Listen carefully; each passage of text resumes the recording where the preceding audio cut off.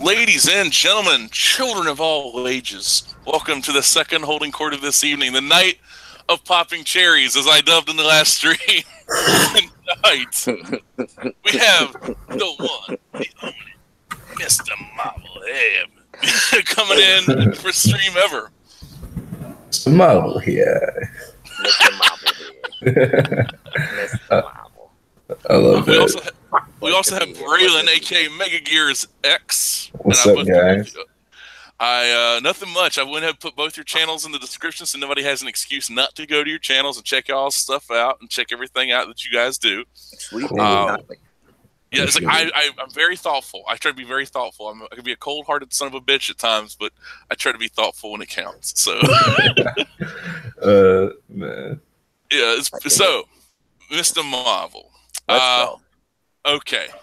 Clearly, you are a fan of Street Fighter, considering considering your icon is very Dhalsim-esque. It is 100%. I actually came up with this avatar originally. Going maybe like close to 10 years back. And I decked it out to look the way I did, and like, because I'm a tattoo artist, and back then I was just starting out, so I was always doing the art promotions, and my shtick has always been that, like, like, let's say, how Mega Man defeats someone and takes their power? Yeah. That's what I do with people's art. I see it, I like it, I make it into me. And you'll see it a lot. It's one of the things that I do a lot with my art. You'll see me constantly, like, redoing someone else's thing, customized to be like Mistah Mahvel. And I was looking, and honestly, when I looked at Dhalsim, believe it or not, that's pretty close to my facial structure. Oh, really? Just kind of exaggerated. Like, I don't have as strong a chin. I wish. I sound like I do, but I don't really. But for the most part, if I were to be exaggerated like that style, it really hits the mark. So I just kind of ran with it. And when I was getting into Twitter, I was like, I want to invent myself with a new persona. And I hadn't used that avatar for years. So I kind of just updated it and made it look older like me. And I don't know, it just, I can't get away from using it. I love it. I love it. I don't even care if people, oh, but you copied Street Fighter. So look good, don't it? You know what I mean? See, thank God you don't do that. I hate when people go and change their icons all willy-nilly, and you go in like, who the hell's this person? I don't know this person. Like, you have to go look. Especially they change their icon and their name, so you don't even know who the hell, like, they're following me. I don't know who that person is. And I haven't changed mine in majority of 8 years. The most of 8 years, I haven't even changed mine. I haven't changed anything. It's like, what you see is what you get. Right. And I know a lot of people, they like to change things up. Oh, like that's the thing. I'm pretty much the same person I've always been, good and bad. It's like I'm slow to change. I'm very like, change is good. No, it's not. Say that to a person that lives on the hillside. The hillside sliding down. That's change. Change isn't always good. Right. But yeah, it's like the whole idea of like, so you're kind of a artistic Wendigo. It's like you eat the heart. Oh my God. Take it into yourself. Yes. So I can capture your essence. Yes. At least you're not making an artistic skin suit and like dancing around saying. No, but I will. I mean, I will now. And I've kind of been testing the waters of like simple animation. Yeah. With your very sexy animation stuff. Yeah, I saw that and I was like, yo. Well, I mean, I'm a big believer in celebrating feminine beauty. So I really just don't care if it offends people. I'm going to draw pretty women. And moreover, I'm not drawing the societal standard. I'm drawing my personal standard. And I wish we could differentiate that when most artists draw a woman, they're drawing their personal ideal. You know what I mean? That's what's weird about me. Like you speak of that, and I have like me. It's like for the most part, mine. It's kind of this weird. It's like a spectrum. It's like it's for me. The personality is key. That's a big key. It's like, But I've drawn women like these really thick women. I've drawn kind of skinnier women, like no breasts, but have a big old ass, Right, stuff right. like that. And it's like, it's all over it's like, whether it be black, white, Asian, Native American, alien for who the hell, like that kind of thing. It doesn't matter. It's like women are women. And the idea of celebrating that female form, and there's a lot of people just doing that, and it's like, oh, you're exploiting them. First off, they're not real. That is not a real person. I'm not chaining her to a radiator, for my pleasure. It's just fake. But it's like that. I drew a woman. It was gigantic. I wanted to. I wanted to draw like a really 1940s looking woman, like she was, didn't have a flat stomach, thicker thighs, like big old calves, moderate sized breasts and everything, the hair all done up, and she's like sitting on a stoop near like a newspaper stand and stuff, which is like, what's a newspaper stand? Most people wouldn't even recognize it outside of movies. And I was like, this is just like that. She just looked good. And we got a lot of positive female attention, that's, but it's like, but if I were to draw a very sexy woman, as far as, she wasn't as, roomy as one could say, very Silence of the Lambs kind of thing, but she had, not as much meat on her bones and like a little bit more, kind of hypersexualized. Oh, how dare you? How dare you? It's like I said, just draw what you want to draw and don't apologize for it. Believe in what you draw, so you don't have to apologize for it. Other people, they just do something like, oh, I'm sorry I did that. No, never apologize for your art. No, and it's funny because if you draw, they get mad about you hypersexualizing a female drawing, and you're like, okay, but let's admit that when it happens to a male character, it's like categorized as porn. So they don't even get that. You know what I mean? Like, if you draw a hypersexualized male character, bro, it's gonna go to like the X section of the viewers. You know what I mean? You're not. It's. I don't know. I'm trying to make a point, and it's your not point exactly hitting, but no, you know what I mean? Like at the very least, like you can sexualize a woman. You can't sexualize a man. You actually can.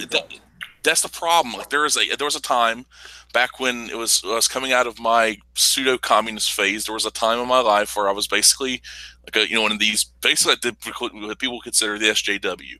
I was like this proto-communist.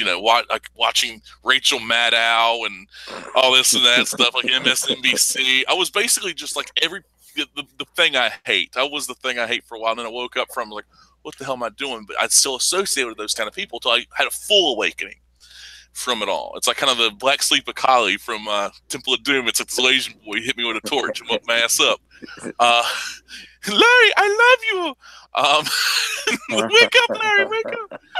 But it was this idea of there was these artists, and they were from Seattle.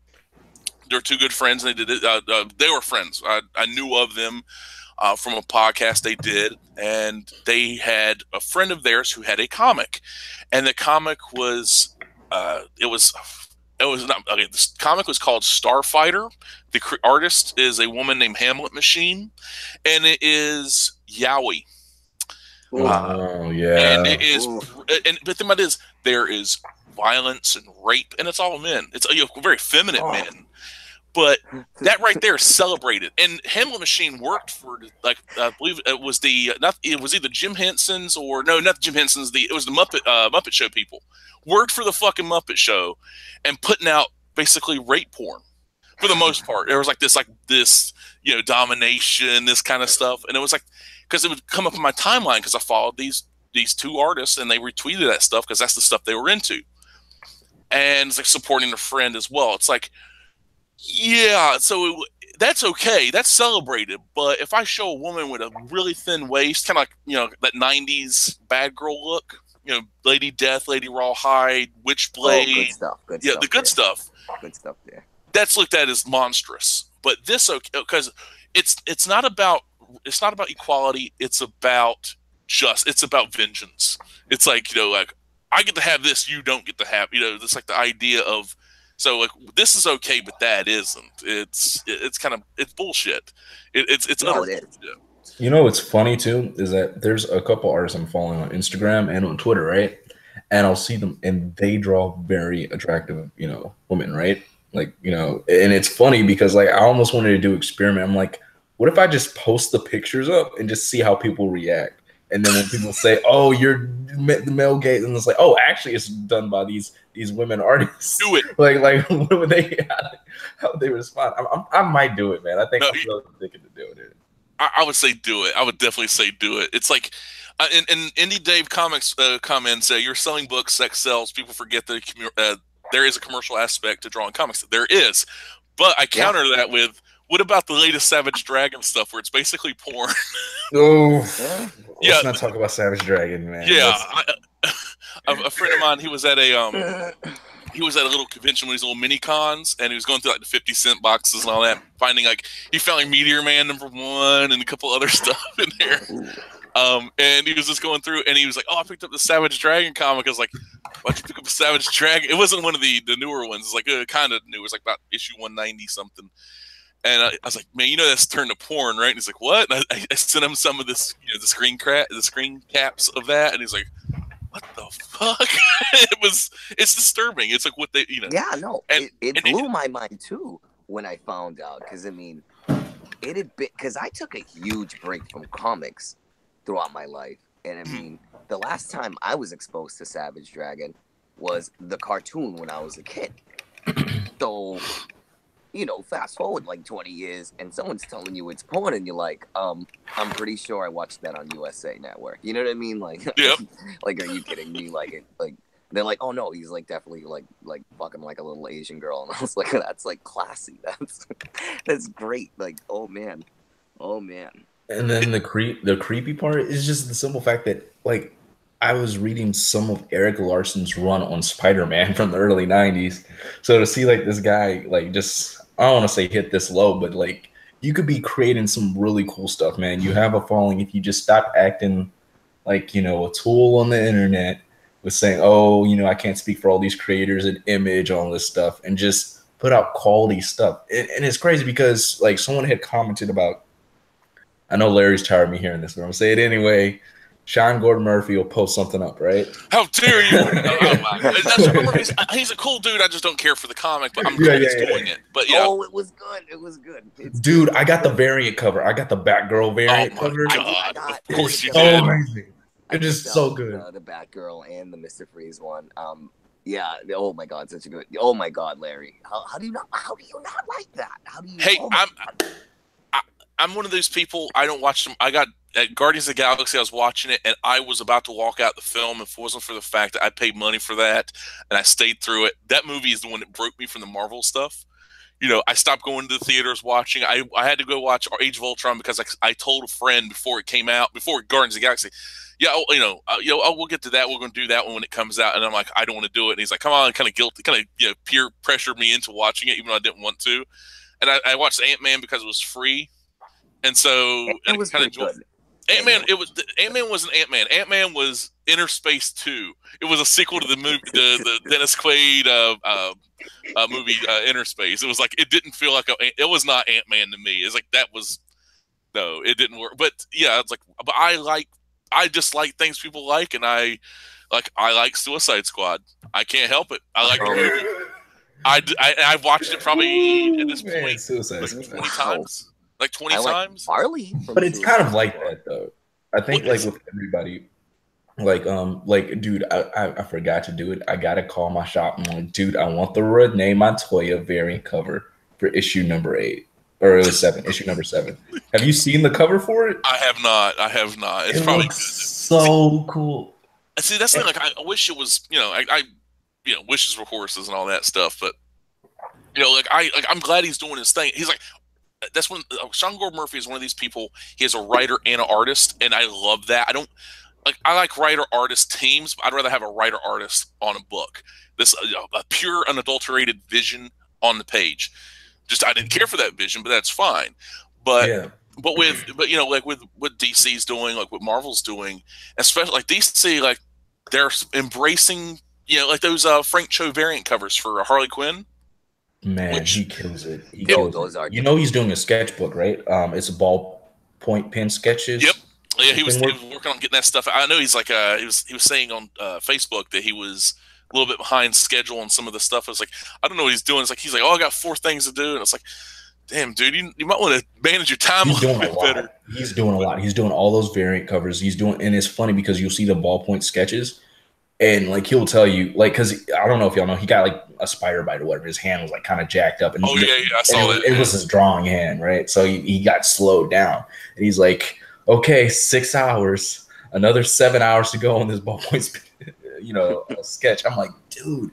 He like spends like 12 hours on one of those sketches, and I'm like, dude, I don't know if I could have the concentration to do that. People used to bust my balls in high school when I'd take a piece of computer paper and use a ballpoint pen to sketch and draw because you could shade with ballpoint pen. Oh, that looks like shit. It's like now literally people are paying like God knows how much for Frank Cho ballpoint stuff. I should have just not listened to anyone, just kept doing my thing. Yeah, you should just kept going. Yeah, but yeah, it's like the thing, like sexuality in comics. That's a big issue, but. You have like you look at Marvel, like they stripped that out of the characters, like, for the most part. You like the latest stuff. You can almost interchange male and female. That's like the idea of this whole, like what are they? It's like you have to identify, like, oh, that character by name. Then you actually look at that character. Oh, that's this person. That's that person. They're so bland now. The generic look. Look, Captain Marvel. Carol Danvers looking like Carol Danvers. She's one of the ones that breaks my heart the most. Because the thing is, I think I would totally accept that same exact character just being someone else. You know what I mean? Like if they created a brand new character called Captain Marvel that looked just like that, I would probably accept it far more than you telling me my bodacious Dallas Cowboy cheerleader looking fine ass Carol is now like has my figure. Like that's my figure. You know what I mean? Like and I can play her better than Brie in the movie because I have and I have the testosterone naturally flowing in me. You know what I mean? Like it's gross even what they've done. It is. It really is. It is. And like I find it very offensive towards women. Like how dare you say femininity is wrong? You know what I mean? That's so like puritanical. Like what like are you telling me Carol Danvers being beautiful isn't valid until you deconstruct her into being a man? Only a man can fill the position. So basically what you're saying is only a man can be Captain Marvel because this beautiful woman wasn't worthy of it. You had to strip her of all beauty, all personality till she was basically like this androgynous is she, ain't she? And that's it's sad. That's sad. You look at the characters they pushed. I mean, with Miles Morales, like I gave Miles Morales a chance, and it's like nothing special to him. And it's like, okay, so he's not, a white kid from Queens. He's not, raised by his, aunt and uncle because his parents died and this and that. Okay, he was boring to me. It's not the fact that, because I had somebody say, was it because he's not white? It's like, no, it's his boring character. There's nothing to him that's like Peter Parker. I understand why people like him. This guy's he's a born loser for the most part, and that's why I don't really care for him as a character. That's one of those, like, I've never been a big Spider-Man fan. Like, Wolverine has a lot of bad luck, getting abducted, turning into the Wolverine, have his bones ripped. Like, people don't realize the fact that when they gave him the adamantium skeleton, they opened him up and kept the body parts open and took every single bone out and dipped it in adamantium and put it back in. Mm-hmm. Like how, like, that's just like, imagine the suffering, like he went through to become that, and he messed with his head, and like this guy's like, his life sucks. Everybody he loves either dies or he accidentally kills him. This kind of stuff. It's this guy's he's a monster. Wolverine is a monster, and like I get that character. I get Cyclops. The idea of this kid got hit in the head, so his had that brain damage to the point where he can't control his mutant ability, so he has to basically hide his face behind visors. The woman he loves is, she's got issues. I mean, having her brain, she was inside her best friend's head when her best friend was dying. It's like that messed her up for many years. And then she's out like skanking around with God knows who. Professor X is creeping on her. It's like this, and she's like, being inside people's heads. And then, what Bendis did with her, oh, Bobby, you're gay. It's like retconning. That right there. Don't. Oh Dude. my God. like, okay, here's one of the things. I had hunted down another John Byrne. I actually found a John Byrne issue of She-Hulk, right? It's issue number 4. It's the one with the with when Wheezy shows up. Oh yeah. And it's got Stiltman. So I'm looking at the art and everything, but I'm just like, and then you look at the current, well, it got canceled now, but that, and you look at John Burns, then you look at that and you're just like, this isn't even the same character. It's completely different. You know, they're just destroying them. They're just destroying legacies. You know what I mean? And chiming back to Miles Morales, I feel the reason he's so bland is because they played him safe. Like, this isn't a half black, half Spanish kid in the city. Like, are you fucking kidding me? Like, I know that same exact, you know what I mean? Like, this kid doesn't come off as a minority in the inner city that's faced problems. Like, you know how much more cooler it would be if he went back in the hood and started, like, really rounding up the drug dealers, the problem guys. Kind of like what Static did in Dwayne McDuffie's run. Yeah, it's like that kind of character. But that would be too offensive. It wouldn't be safe, and people would be like, "Oh, are you saying that black people being oppressed or something?" Yeah, you would have to admit that there's a lot of crime in the inner city. And the other thing, like, the Bendis thing, I may be completely talking out my ass here, completely wrong about this, but I remember Bendis saying, "Oh, because like he understands the, like." I'm paraphrasing here. This is not what he said, but from what I remember in my head. He's like, I understand the plight of the black man. I adopted a black child. It's like that doesn't. It was something like that. Like that kind of. It's like when people say, it's like, oh, I can't be racist. I have a black friend. It's like, no, that doesn't excuse you. It's like, if you're a good writer, it doesn't matter who the character is. That's the thing. And the idea of Miles being this place that bland, safe, they just played him safe, and the fact that this guy is like, his uncle was a prowler. They made that the case. Like, so it's like uncle's this more a new criminal version of the prowler. Yeah. I remember that being an aspect of it, and this idea of, okay, this is a guy. It's like, stuff's gonna be tough. It's gonna be tough for him. It's gonna be just like anybody. Like, I mean, especially you live in the city. If you lived out in the suburbs or even out in the country, probably wouldn't be that. But you can't really be Spider-Man swinging around pine trees and stuff. That's kind of cool though when you think about it. Pine trees get pretty high. They're about 80, 100 feet tall. He could launch. He would launch through a forest, bro. Like, that'd be kind of cool. It is actually. You know what? That actually be something I would like to see. Like this kind of farm boy Spider-Man. He does a commute. He's like, he gets on like an Amtrak train and is like rides into town to go fight crime, and he gets on the train, goes back out of town at the end of his like swinging shift. I think that'd be kind of cool. Like that. Like, you know what? That's something I would probably tackle. Like the idea of him getting out of the city. But moreover, it's like it's something new. You know what I mean? Exactly.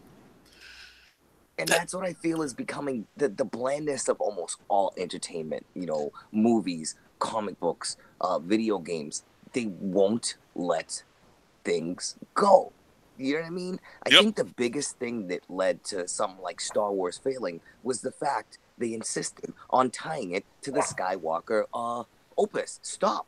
Let it go. This is your chance. You just bought it. This is something new. Give us something new, because then we're not pissed off, because then you didn't ruin anything.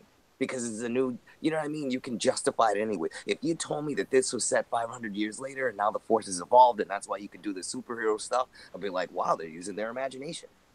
Yeah, exactly. I do like kind of a reverse version of the Knights of the Old Republic. Like, like Knights of the New Republic or some shit like that. Call it whatever. Oh, man, exactly. Like this, like have like, maybe a reference to, like the Jedi Order or something. Maybe it's become something else, but the idea of the Force and everything. And that maybe that, like, you could have done. There's so many chances, but they said, okay, we're going to get rid of the expanded universe. We don't want to pay anybody. We don't use any of these ideas because we'd have to pay the people who wrote these books. You write the money.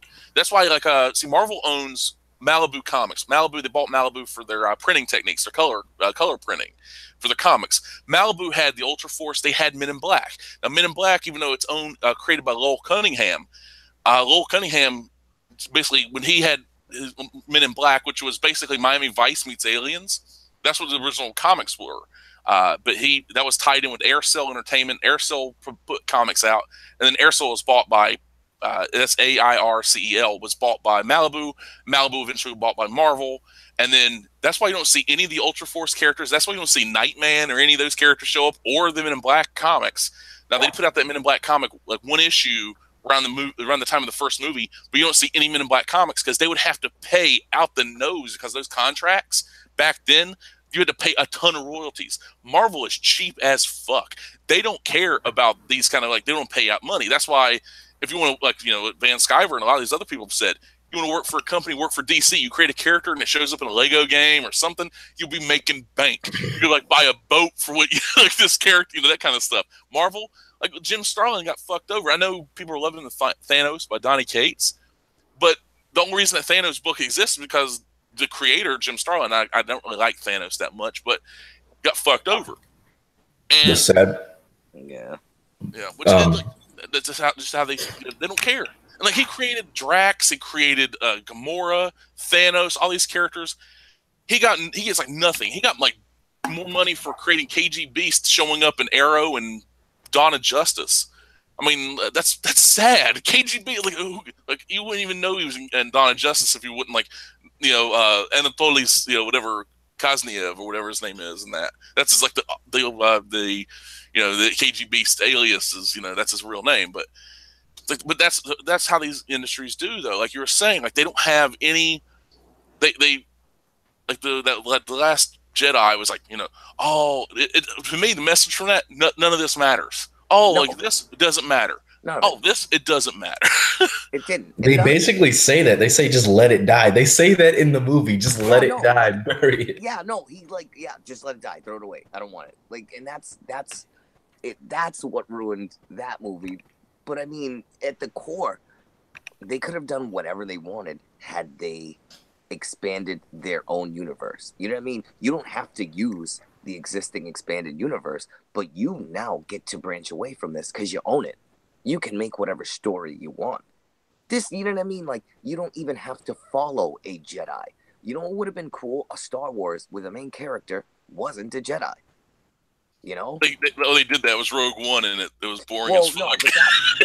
But that's because they didn't go away from the exist. You know what I mean? That wasn't a new story. That was a shoe-in. Oh well, by the way, this is what actually happened, which is boring. When you keep shoehorning things in, when you when you look at the new Dragon Ball Zs, I don't like them, and I don't care who gets angry at me but it's oh my God, what more can Goku do?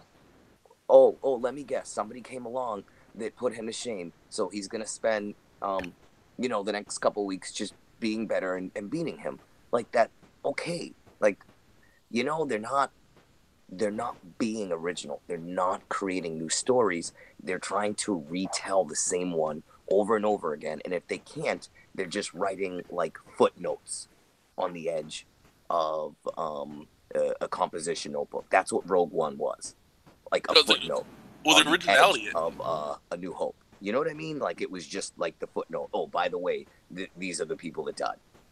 The idea of the originality, people say, "Oh, there's nothing original." It's well, yeah, there's presentations of it. You can take a presentation. You can take, the classic hero's journey, which is the original Star Wars, New Hope. You could take that and tell it 100 different ways, and it could be all different stories. The monomyth is just that's the outline, but it branches off. I don't know. That's the thing. It's you look at Dragon Ball Z. I watched Dragon Ball Z from I was more of a Dragon Ball fan. I still stay by Dragon Ball is a much better program than Dragon Ball Z because there's lots of filler, lots and lots of filler and escalation, and it just gets to the parody levels. Dragon Ball Z becomes a damn parody. Oh, Goku dies how many times? Goes to heaven, goes to hell, goes to this, goes to that. Death cannot stop the guy. It's it's almost like a parody of superhero comics, and it is. I mean, if you look at Goku as Superman, the son of Superman, you got Piccolo is Martian Manhunter, Vegeta's Zod, all the you basically have if you recast the Dragon Ball Z universe, you could have Yamcha would be Batman, I guess. I don't know. Would you like to try my Wolfang thing? But yeah, it's it was ridiculous, and to the point of anything after that, it's the escalation thing. That's why with the whole Marvel doing the Infinity War, that works great for DC. But we're talking characters that you motherfuckers you could barely beat an alien invasion. let alone a god who worships death, and he's not really a god; he's a deviant eternal. And they haven't even set up what the hell Thanos is. No, yeah, he's from Titan. Around, he's from the moon Titan. He's a deviant eternal. Eternals were created by the Celestials, which appeared Guardians of the Galaxy, and deviants were people these beings created by the Eternals that would work underground and mine and get minerals and energy sources for the Eternals, and they would be the go-between. And he was a deviant eternal because he was born above ground, but not with a pretty pretty shiny godlike face. He had the fucked up purple and chin shit, and that kind of thing. And nobody he's a guy sitting in a chair, and it's like most people didn't know who the fuck he was. They shouldn't have done that. They should have gone. They should have gone with the assault on the mansion. They should have gone with versus the Brotherhood of not Brotherhood of Evil, the Masters of Evil. I'm about to say Brotherhood of Evil Mutants, but the Masters of Evil, taking all these villains, the ones they haven't killed, which is like this thing. Marvel movies suck because they have bad villains. Except for Red Skull, every villain is bad. It's like every movie, like they got to kill him, or it's like what? Every damn movie they got to kill a villain because they just build them up to be the foil of that story. They're OP. The heroes are OP at the end, but they're OP against that villain. And that's the problem. It's like Loki ain't even a villain. He's just like a whiny emo boy. He's like he is the pinnacle of he's the proto Kylo Ren. Yes. Oh man, you had to go there with that, yes. Bro. But I like is just about the main thing. A lot of stuff from what I've seen with Thanos, Disney has a situation where they have to remain, for the most part, all ages, right? So there's certain things with the entity death and all this type of stuff that you can't do because there's going to be some 7-8-year-old kid going in there, waiting to see Spider-Man. You show him a talking skull and Thanos saying, "I will exterminate all these people for your love." Like, they're going to have nightmares for the next 2 weeks. They can't do that. Good point. But that's the problem. You look back the films. I'm born in '84, so I grew up on films like most people would not even let their kids watch. RoboCop, Lost Boys, stuff like that. Monster Squad. Monster Squad was a kids film, but it's brutal. I mean, a vampire grabs a little girl, like a 3-year-old girl, by the face, and she has the same, like, "Give me the amulet, you bitch!" And she starts crying and screaming. He pops his fangs out, and he's like, "I'm gonna bite the kid's neck off." You see see a fat kid being picked on, and like the Gill man comes out of the sewers, and he's like bullies won't let the fat kid into this restaurant for safety. So the fat kid grabs a 12 gauge and kills the Gill man. Oh my god, man! It's like the thing about this, he grabs it, and like the bullies come and say, "Nice going, fat kid," and he cocks a shell in there. He's like, "The name's Horace." It's a great fucking movie. I love it, but it's like you don't get these movies nowadays. I mean, you have these people that are so. Disney is, to me, Disney's the worst because you don't actually get, like, if you look at '89 Batman, if they had a Disney method, that would have never happened. Batman enjoying, like, beating the shit out of people, grinning, like this, the brutality of it. Yeah. And that look, and the look. Gotta go watch that again. Oh god, I love that film. I love it. But it's like you look at these Marvel movies, they all look the same. I'm talking about the MCU stuff. They all look the same. They're all they have the same kind of jokey stuff. And that goes back to Iron Man, the quips, and like quips. And it's if like you this whimsicality, dude. There's just this constant whimsical, like, everything's gonna be okay. Like, exactly, it's fear for these guys. Not once in any situation. Like, even, for example, the latest one, Black Panther. You go into this knowing Black Panther's gonna kick everyone's ass by the end. Like, there's not even when you see him get his ass kicked, you're like, yeah, whatever. He gonna come. He got this. He gonna get that. Nope. You know what I mean? Yeah. There's no sense of, like, oh my goodness, the hero could fail. Well, look at Blade. Compare Black Panther to Blade. Blade, I know it's like, well, rated R, and the movie's like 20 years old at this point, right? Great movie though. Great film. The opening. set up the world like that right there. Like, how many Marvel movies actually set up a world where you go in and like the whole idea of like, oh, we're going to this hot party, and you're going in like the slaughterhouse, and there's people like cutting up beef, looking at this guy, and he's like, what the hell's going on? And he sees like a body bag go by. You see it, it's like really quick, so it's not like they don't linger on it. So it's like you have to be kind of paying attention. See a body bag go by with like, you know, like AB or whatever. It's like the blood, like, you know, that kind of thing. Like and like, the chick just kept getting so belligerent, dude. Like you knew he was getting set up. Like she went from liking him to just straight, no, come on, let's go. Because once he walked into that slaughterhouse, she knew she had him. Like, what is he going to do? Fight back? Because it's like a vampire slaughterhouse. It's like they're going to just drag him in there and tear him apart. And when Blade shows up, it kicks the shit out of people. And I love the fact that when they did that kind of quippy stuff in that, like he was serious at times, and then he'd like have a little fun. It's like, motherfucker, you damn mind when he shot him. Yeah. And like he'd have like he kind of Blade was serious, but he was not full on like, you know, like Batman serious. You know, he had a little bit of like he took a little bit of pride and a little joy into what he did. Because they made him organic. You know what I mean? Like I come from the inner city. Do you know how many dudes I know like that? Not even necessarily black. Because, you know what I mean? When it comes to extra hood thug dude, color really doesn't matter. Do you know how many dudes I know that I'm like, yeah, he probably would shoot up this entire bar, but he's hilarious right now. You know what I mean? Like there's that organic sense of like, oh, this dude's hood as shit. But you can't help but laugh at him because hood dudes are funny. You know what I mean? He's about to, like you said, the motherfucker, you out your mind. Like that was good because it was organic. You laughed because you felt the same way. Like, wow, you really just did that to Blade. You know? Instead of this constant, ha ha ha, now to this funny scene, ha ha ha. Now let's set up this whole scene to set up this one funny gag so that we can, there you go for the trailer. That's how I felt about what was it, the last Thor movie, Ragnarok? Oh, yeah. I was watching it and I was like, okay, all right, things are about to hit the fan, get serious. Nope, we're going to undercut this serious moment with another joke. And then people would laugh, and I was just sitting here. I was like, "Dude, like, is this gonna happen every?" Did y'all see it? Did y'all see Thor Ragnarok? No, I know of it. I read the synopsis on Wikipedia. Okay, well, I'm trying to phrase it so I don't spoil anything. Oh, shit, spoil it, man. No, you can. Okay, so there's a moment so there's a moment in here when, like, there's a couple moments in that were funny, right? But there's a moment in here where Bruce Banner's talking to Valkyrie, right? And he's like. She's like, you look familiar. He's like, well, you know, I'm the whole. Basically, is what he tells her, and he jumps off on the Rainbow Bridge to fight Fenris Wolf, right, and all the forces of Hela. So what happens? He falls and goes splat on the Rainbow Bridge, and she just looks down, and I was like you're waiting for him to Hulk out, and it doesn't happen. So it's like supposed to be a comedy moment. I'm like, dude, are you serious?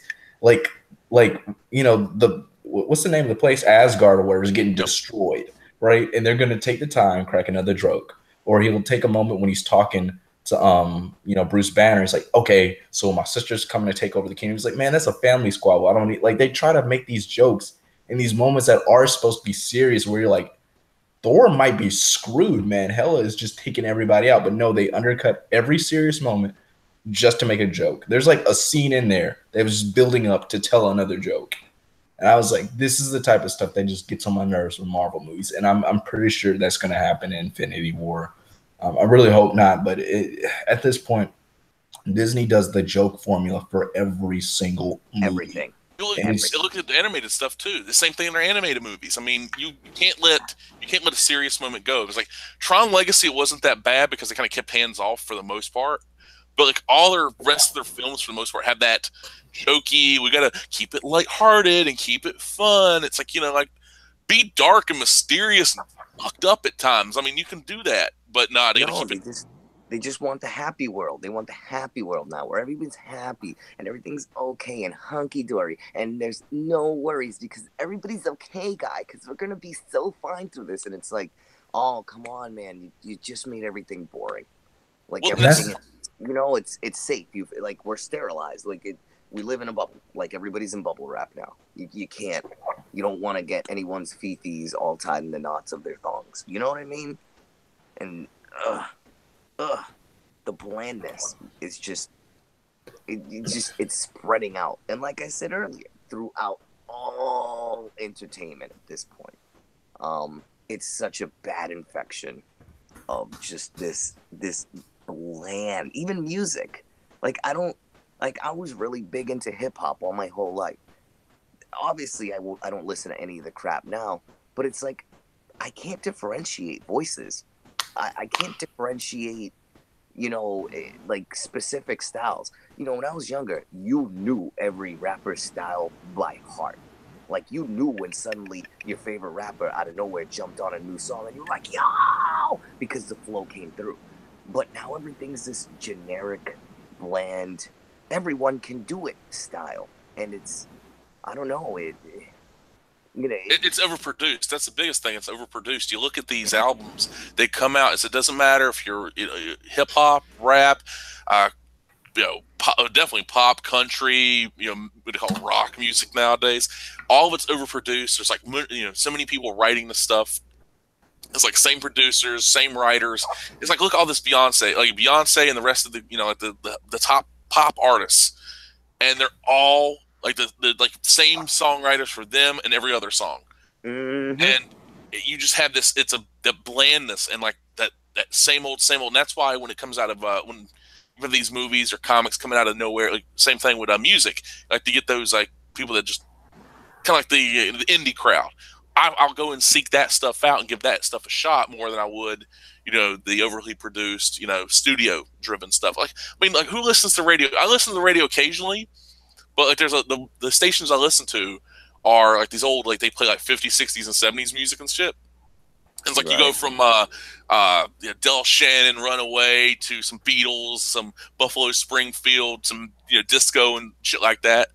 I listen to weird shit. It's like I like all over the place. I listen to everything from Beethoven to Run DMC. It doesn't matter. It's like I like that shit. It's like I listen to some Jay-Z. I'm not a big Jay-Z fan. I listen to a little bit of Jay-Z, but like I mainly like the kind of I guess they say I'm the greatest hits kind of guy. It's like I like that, like the cream of the crop. I don't listen to too many deep cuts, but when it comes down to like movies and stuff, look at I don't know if you two have heard about that rumor. It's probably just a rumor. It's all bullshit. But that if the Warner Brothers, the Time Warner can't merge with AT&T, they're going to have to sell the Warner Brothers Pictures and DC Comics to make profit.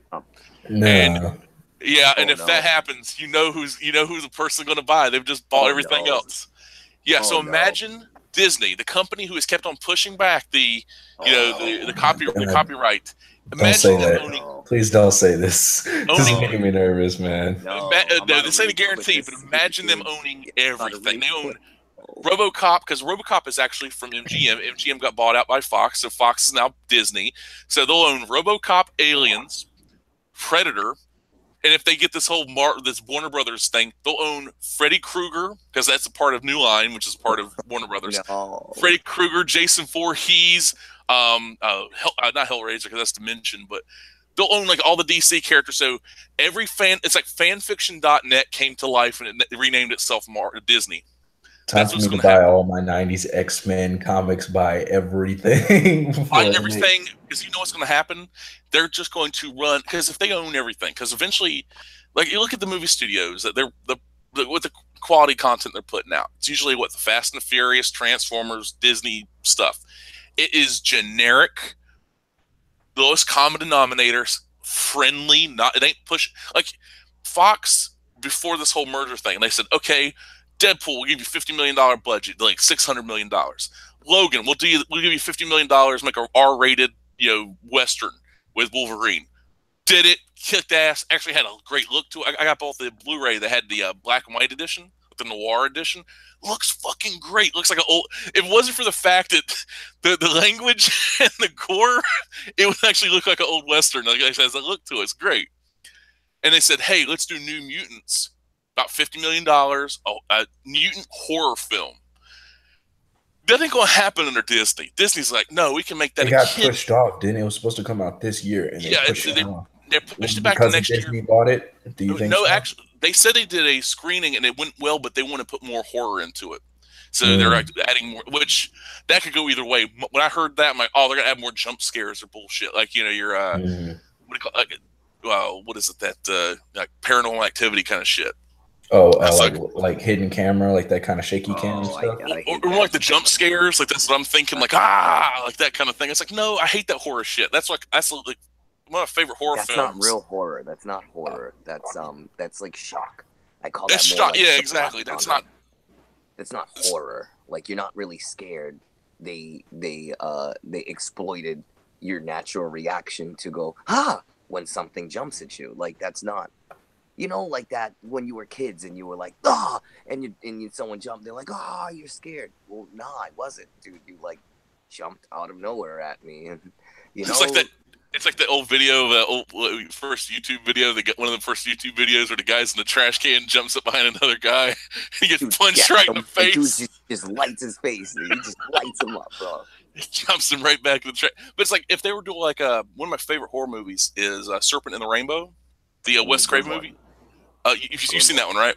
That's that voodoo one, right? Yep, that's the one where he's God, that's an old one, bro. That's an old one. Like 30 years old at this point, but the fact that he gets he gets the dust in him, and so he's like he's conscious, but he can't do anything or say anything, and they're like, oh yeah, his time of death and all that. It's like, I'm alive, and like they put him in a coffin, and he's like just trapped in there. It's like that right there, like that. I'm like, imagine that happening to you. I mean, how that would drive you nuts. So that's probably one of my worst fears.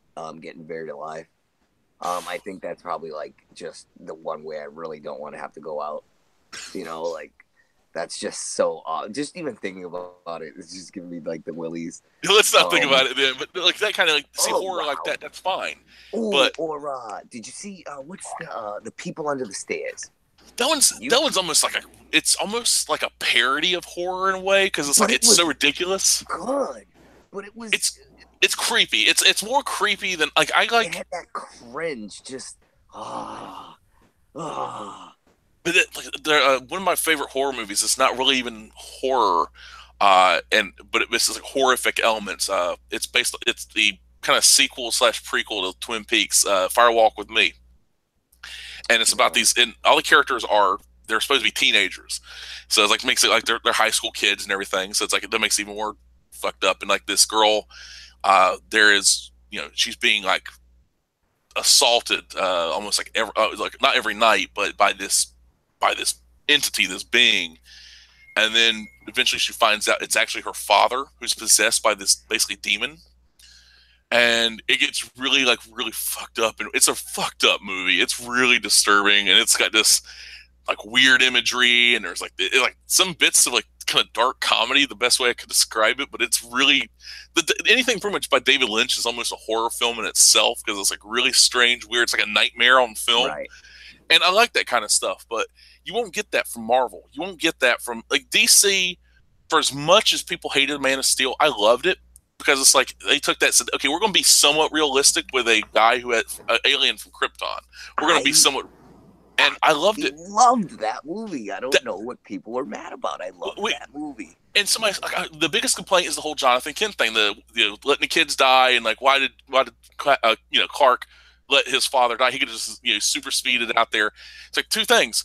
He's not saying let those kids die. He says maybe doing what you did is the right thing. I don't know, but if somebody finds out, the wrong people find out, because apparently by the end of the film you realize that everybody, especially in Dawn of Justice, but everybody kind of finds out that like you kind of realize everybody in Smallville, it's like a kind of a quiet. They keep it's like a small town secret. Yeah, Clark has superpowers. He saves people. So how about keep your mouth shut so he can do his thing? Yeah, and like that was like I like that kind of aspect. People like. He saved this person. He saved that person. He saved that person. He's not asking for, hey, you praise me, but it's like they're like, hey, he's doing the right thing. It's like we're going to keep our act of God, whatever you want to call it, that kind of thing. But then the whole, with Jonathan Kent, it's like it's like I'm gonna go get the dog, which whatever, that kind of thing. Like, oh, I gotta go save the dog, but he's like, stay with Martha. Don't let anything happen to her. Yes, you could fly out there, but not only will you leaving her vulnerable to go save me, but all these people, these strangers, not people of Smallville, strangers underneath the overpass will know, like you have powers, and they're not going to be like, you're not going to be able to hide at that point. And you're old enough at this point to, like that could ruin you. Like, I mean, you could still be taken away and experimented upon. Like, you might save me, but you're damning yourself. And I was like, I got that. It's like, there could have been a better way of, kind of saving. That scene. I like that scene a lot myself too. I mean, to me also, I saw it the point of view of, that they needed to build that defining moment in Clark where he realized that there would come a moment where he would have to, for real. You know what I mean? Yeah. Like there will come a day. It might not be now, but there will come a day where I can't let this ever happen again. You know what I If mean? if they'd have done like the I can't remember what somebody suggested. It's like if he had saved him, and like, or maybe after the fact he found out like Pa Kent had cancer or something, like like not like they kind of like he's been keeping it from the family that he had like there's incurable inoperable cancer or something, like where the fact he's like, don't risk your future because I don't have one. It's like that kind of thing. That would have been like, that would have hammered it home a little bit too much, I think. But like you're saying, like the idea of him going out, and it's like sometimes you can't save everyone. Sometimes you need to try, but sometimes just like he kind of he regretted that decision, not going out there and disobeying his father. And like I like the kind of the humanizing of him, like the fact that there wasn't like, well, why didn't he take him out to the Zod told him, you love these people so much, you're gonna watch them die at my hand. Yep. You think Zod's gonna be stupid enough to say like, okay, Clark grabs him and takes him to fucking space? Yeah. you think if you go and like I'm gonna take him out to the desert. Last time I checked, there's a big difference between the desert and Metropolis. Or take him out overseas. First off, it's a movie; it's supposed to be entertainment, so you gotta like go into that. So if you want to get that realistic, it's like, so fighting over the desert turns into Dragon Ball Z, or fighting over the water just turns into whatever. It would look boring as fuck, Yeah. And like the idea of these people, it's like also people in Metropolis, you see a space laser and you don't get the fuck out, you deserve to die. Dang, that's cold. Exactly. It's like survival of the fittest, bro. Hey man, I'm kind of Zod like that. And the whole then it's like, well, how many countless innocent bystanders have died in the comic books? Oh God, yeah, it's like especially the Doomsday story with in the comics. Like how many Doomsday went on a path of destruction all the way to Metropolis. Like he took out the Justice League. He took out all the they were like the kind of crap Justice League at the time. You had Martian Manhunter. Like that was the weirdest thing. When the blood was Maxima, I think her name was. And Maxima, and like Martian Manhunter, Blood Rain, whatever he was called at the time. It was like, what the fuck, Martian Manhunter? It's the dumbest thing. But yeah, it's like how many people have been taken out in the comics. I mean, whole worlds have been destroyed, and yeah, it's like the idea is like, awesome, see, they're gonna destroy the world and all this and that. It's like, well, actually, they're terraforming the planet, so it's like more like they're building another world. They're not really they're destroying one to build another, but yeah, and also like, well, Metropolis better watch out because they're looking to plan a fucking a DCU, you know what I mean? And which means Metropolis is going to get destroyed a lot more times if this is successful. Like, so don't get so attached to Metropolis. It's a backdrop to a superhero story. It's going to get broken. You know what I mean? I think my thing was that I was okay with the movie. I actually kind of liked it. I know some people hated it. My biggest issue was the fact that I just wish Clark wasn't so emo. Like he was just like, maybe I don't deserve to help these people. Like, it was just like, why are you so mopey all the time? Like, I understand, like, it's a coming of age thing, but I just felt like he was just overly brooding at times. I was like, that's Batman's job, bro. Well, I actually looked into that. Like, I was back on an old YouTube channel. I did like, so you've seen Man of Steel, what movies to watch next. It's like, if you didn't get, like, there's certain parts of Man of Steel, the brooding stuff, and then, like, I watch a lot of movies, and, like, I got a lot of DVDs. I had these, like, binders. I have, like, about a dozen of them or something. These like 2,000 or 3,000 DVDs in these binders, and like stack them. And because I took all the cases and threw them out, and there's like multiple contractor bags full of DVD cases I threw out. And there's a movie called Last Temptation of Christ by Martin Scorsese, and in it, Willem Dafoe plays Jesus, and he's building crosses for Roman crucifixion, and he's playing Jesus, and like every night, he basically almost cries himself to sleep because he hears the suffering of people.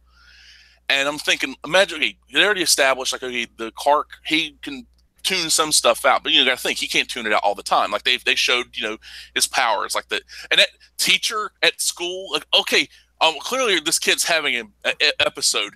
Class, come with us to the closet and hung around. So he had, like, what is he, weird? He doesn't play. Like, I was hoping you like fry all those kids. Like they're just like kind of like mock, like, what kind of, that's a shit teacher. And she's like, open the door, Clark, open the door. And he's like, he heats the handle up, burns her hand. I'm like, yeah, go Superman, go. But that you got to think, He hears the suffering, and he sees things people ain't supposed to see. He hears things people aren't supposed to hear. So imagine you're just trying to have a dinner, and you hear, a woman talking about something horrible happened to her, or a kid, or this guy talking about doing something horrible, and he knows it. It's like, how do I interfere? Like, if I interfere with this, like, what do I do? Do I put a mask on and grab the guy? And, like, you got to get it. And you got to look at it even broader when you're talking about somebody that has such good hearing and senses. This guy's also hearing all of us digest. Oh God, yeah, that would drive me nuts. Hearing, would freak me out. Up and down in our throats, like every move. He smells your feet before you got in the room. You know what I mean? Like, this guy hates his fucking life. He's uncomfortable. Like, I like the way they portrayed him because he wasn't hunky dory. I fit right into humanity because he shouldn't. Yeah, and the idea of very weird and awkward. You know what I mean? And he tries to do the right thing, like the whole thing when he's like he's like kind of a waiter at it, like with the busboy kind of thing at that Alaskan bar, and the guy's just being a total dick to him, and he's like, you know what, I can't hit you because if I do, I'll just turn you into a red mist. Yeah. And then he goes outside and fucks the guy's truck up, which is like, that was probably owned by a company, a separate company, because I worked, working security, I was around a lot of truck drivers and stuff. So yeah, it's like the driver more than likely did not own that truck, and that load was like, it was a load of logs. So you got to think the mill's going to be fucked, the company truck's fucked up, that guy's going to be out of a job, and I had to explain how that happened. But the idea of, like, when they showed the Kryptonians with Feora, and it's not Non, but that's actually the giant Kryptonian. Inexplicably, they didn't even mention him. He's just in there, that giant Kryptonian. That's actually from the comics. He's a Kryptonian scientist who injected himself with basically Kryptonian rhino DNA that made himself stronger, bigger. He's like, basically, he was a Kryptonian super soldier without the superpowers on Krypton. So he's like even stronger than strong, kind of thing.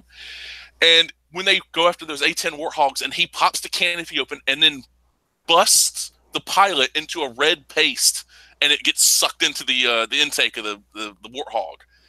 That was one of the horrific things. Like, that's what these super beings would do. Like this, like, they wouldn't just smack the thing out of the air. They would rip into it. And, like, I like that they made, also the Feora combo breaker. She's like, it's like, nice. 22 hit combo, whatever.